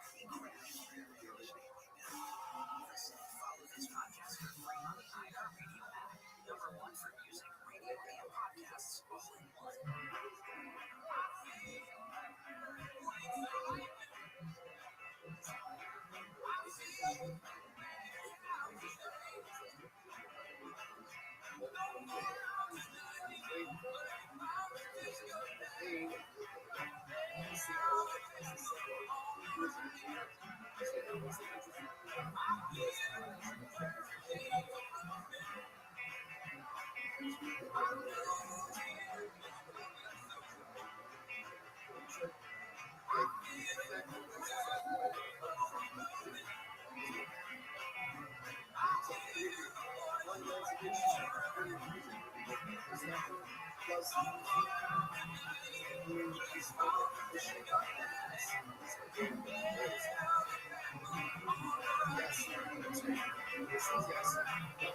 Premier Networks presents Coast to Coast AM with George Norrie. Thank you, Cole. Next hour with Restream. This is exactly about the life of the prophet and origin artist. You want Sunday every month. This Easter Sunday. That is absolutely correct. The first Sunday of each month, we play bumper music selections from emerging artists. Otherwise, might not be heard. So if you're a musician or a singer and you have some recorded music, go to coasttocoastam.com right now. Go to the search. Put in emerging artists and all the submission information will pop right up. Send in your music to just right here, on Coast to Coast. Also, from London to Carousel this week, take advantage. The podcast network is growing and listening in. Well, you should just download the iHeartRadio app on your phone. If you listen to your podcast on your PC, just go to iHeartRadio.com and search either of those. Just go to Coast to Coast AM. All of the shows will pop right up. Lots of free listening, so enjoy. Trying to listen right when you're afraid to deal with you. Think about this.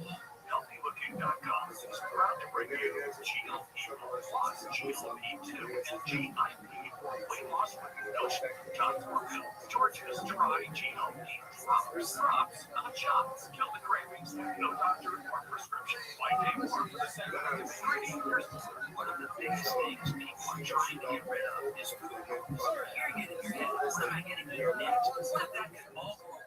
I'm Sean Luber, and I've been working in the healthy lifestyle space for almost 25 years. We've worked with thousands of doctors and many professional sports teams and professional athletes. Everyone is talking about GLP-1, but they're missing the point. They don't talk about GLP-1, GLP-2, and GIP. So our Try GLP offers way more than just weight loss. You're creating energy. You'll look amazing because of your skin, not making your skin just fall like so many of the synthetic versions using injections. With our GLP-1, GLP-2, GIP, that's right, the trifecta, all that goes away.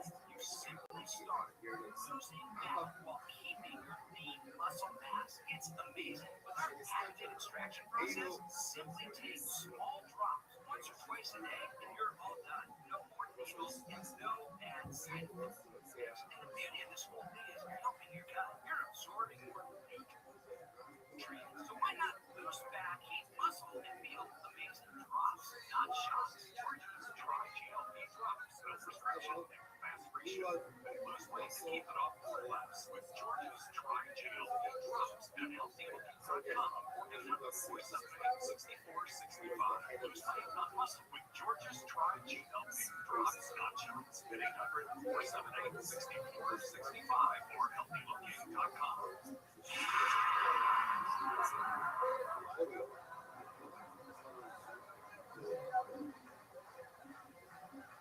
I know you're going to want some epic of this. This is an amazing story with God, Stephen, Malachi, Gregory, and Nelson. I understand that Malachi, who's almost 9 years old now, was suffering with not just one or two warts, but I mean a significant outbreak of warts all over his body, so significant it impacted his ability to really function. Yeah, he was having trouble even calling things with rise. Sometimes actually a couple of weeks thinking about it, I'm not surprised. It is an amazing immunomodulator, and so I can see that it would work. And so at one point, did you see that there was actually improvement really going to work? Well, look, we really started to things. You can see these things actually giving this lots on and going out and just look at my stuff. Which not what's and one size of one money that's wow, this is big practice. See kids their shifts. Yes. How wonderful. It's great to see them succeed. Yeah. Absolutely wonderful. It's the same as the bottom line. This is awesome. Yeah, this is awesome. Another amazing story. Why? We're talking about Carnivora. Call them to awaken your immune system and protect yourself now. 1-866-836-8735. That's 1-866-836-8735. Or visit carnivora.com. Carnivora.com. When people turn to telehealth or weight loss, they're looking for real support. That's why more people are choosing Orderly Meds. Orderly Meds connects you with real doctors and access to proven GLP-1 medications like semaglutide and tirzepatide. No guessing, just a more supportive experience. It all shipped directly to your door in discreet packaging. Do your research. Ask questions. Then visit orderlymeds.com/radio for an exclusive offer. That's orderlymeds.com/radio. Individual results may vary, not medical advice, or was behind required see secretary case. And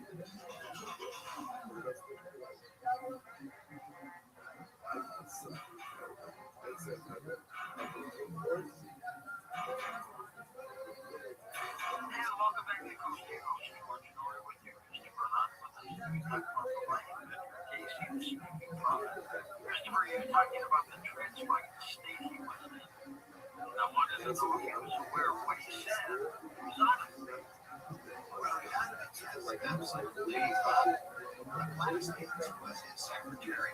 She was described as waiting to come out of that reading state. And again, you cannot know what to say.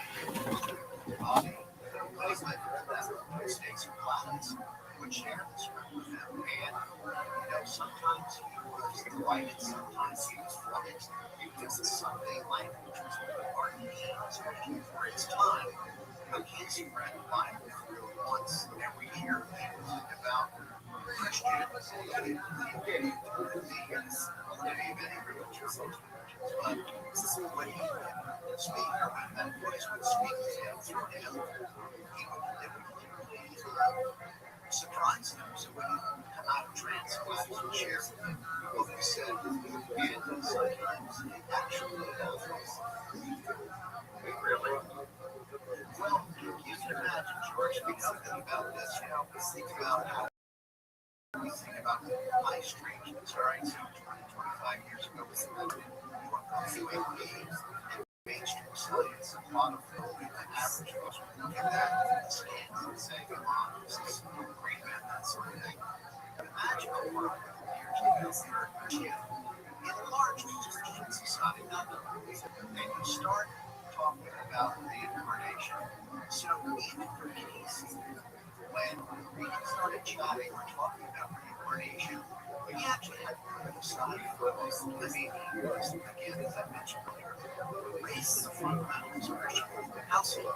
And a whole bunch of translations and aspects to those who consider themselves Christian. So we put it aside, slowly but surely, he became a single. And honestly, Brother died, he endorsed it, which shocked him and others further. So when he would talk about Jesus, and Jesus is as love. So you can imagine, George, that over 3 years ago, how he would understand he would trans and came out with this it might be wrong. Who was the source of this translocating of the information? Did he ever say? Yeah, he said that basically it was, the source was his higher self. And again, it was not a spiritualist channel. He did not channel anything. On a couple of occasions, Archangel Michael, they came from men, but really he said it was his higher self. And the higher self the Akashic records. And again, this is this was talked about by Matthew Raskin, Alice Bailey, and others, but the early promotions of sharing what's the Akashic records, and of course, Akashic also has some Illuminati, but Akashic records was the repository of the library where everything is never gone because whatever was basically found was the soul of each consciousness when you go to these places. And that's where the information is shared. Hello, it's lovely to meet you. Well, Casey was that he was just serving. Again, as I mentioned earlier, like got down on his knees and he prayed. He challenged others. He wanted to be a service to others and an angel. And it said, was one of the heard they will be answered. So he go out of his life, never got wealthy, he would get the trainings again, 9,000 of the 14,000 health, but also at that time, for a person to challenge, took a chance on his body, and he was told the worst part here in America in 1941, and by that time that came so well thing. So people were sacrificing you know, imagine, what's the number? What's so it was unsafe, coming back to these things. We got to the point where the source was only do 2 readings a day, used to be 10, and it was taking a toll on his body. He would literally put his hands to the mail sack and pull out letter after thousands that were there, just to help those neighbors get some sense of peace. Great family that time. And he had you know, what's interesting, George, is that he has this amazing talent, but I think occasionally he, especially his wife Richard, said, hey, can't we just get over on and we have his life? And he's an exceptional photographer. They don't know that about Casey. And I think sometimes there's people who go through that would throw him off like reincarnation. He'd step away in his life and say, that's how it is in some places. Just for foundations. What would happen, George, is that something would happen in his life to a family member that would make a particular challenge. So, for example, his wife asked him to step back. What happens if she contracts tuberculosis in 1912? And in those days, of course, if you contract tuberculosis, old first step was go to the sanitarium. Second step was you go to the cemetery. Most people that so he's got to got to get back to that trans state. He's got to find ways in his life. He becomes a vegetarian for the king. He basically says to be charred over the canvas. And then what happens is up to that charred and that person is white visits needed to inhale these potions and over and over again, reaching out towards her over a period of time. She can get better. And inside, actually take the manual on an area where there's piece of that potassium, like you can find inside, skin, readings to the side, something who's not good. Around, flashbacks, talking to the eye, Casey. And the doctor said, he's not going to take the eye out. And reportedly, the son said, my father, he'll fix this. And look, George, that's exactly what happened. He diverted a little bit from his health. Alcohol, stuff like that. Well, yeah, and again, this is where I say, let's never take it for such again, the reading through this topic. Now, 25 age, he touched on reincarnation. Well, it's nice like this, but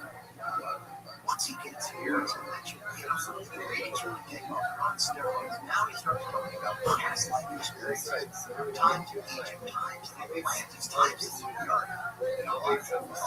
Case in Atlantis, that's certainly great. But he also talked about other important civilizations, such as the Minoan. He talked about civilizations not of this earth. One thing about key ingredients that I understood to a certain extent is that we are souls, and we have interplanetary and interdimensional experiences. And so for Edgar, civil life is just the area of the iceberg, whereas souls is way much larger. So yeah, 5,000 dealt with some very, very esoteric topics, from near-death experiences to dream interpretation to reincarnations to other civilizations.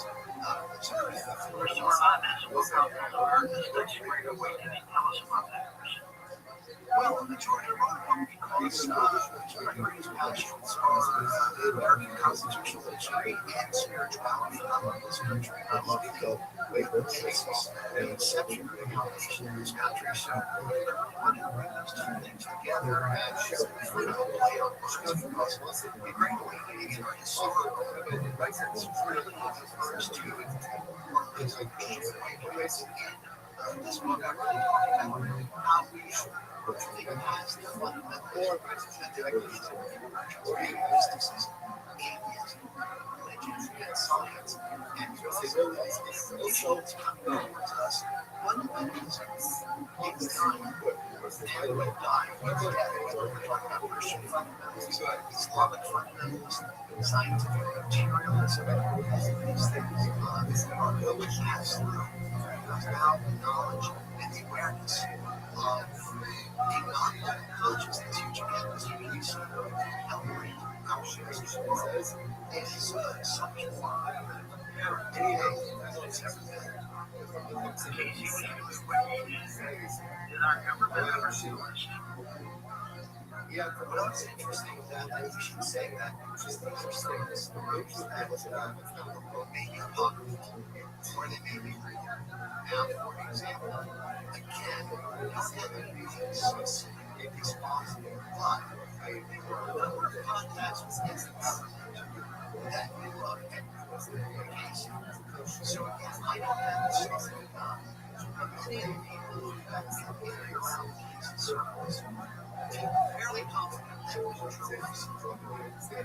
The president of the community got a reading at your case as he was the son is absolutely adamant that people such as triples and Tesla and concepts of government, but venerating figures and high-profile figures come to case and so there are stories of cases that have actually members of the citizens and so yeah,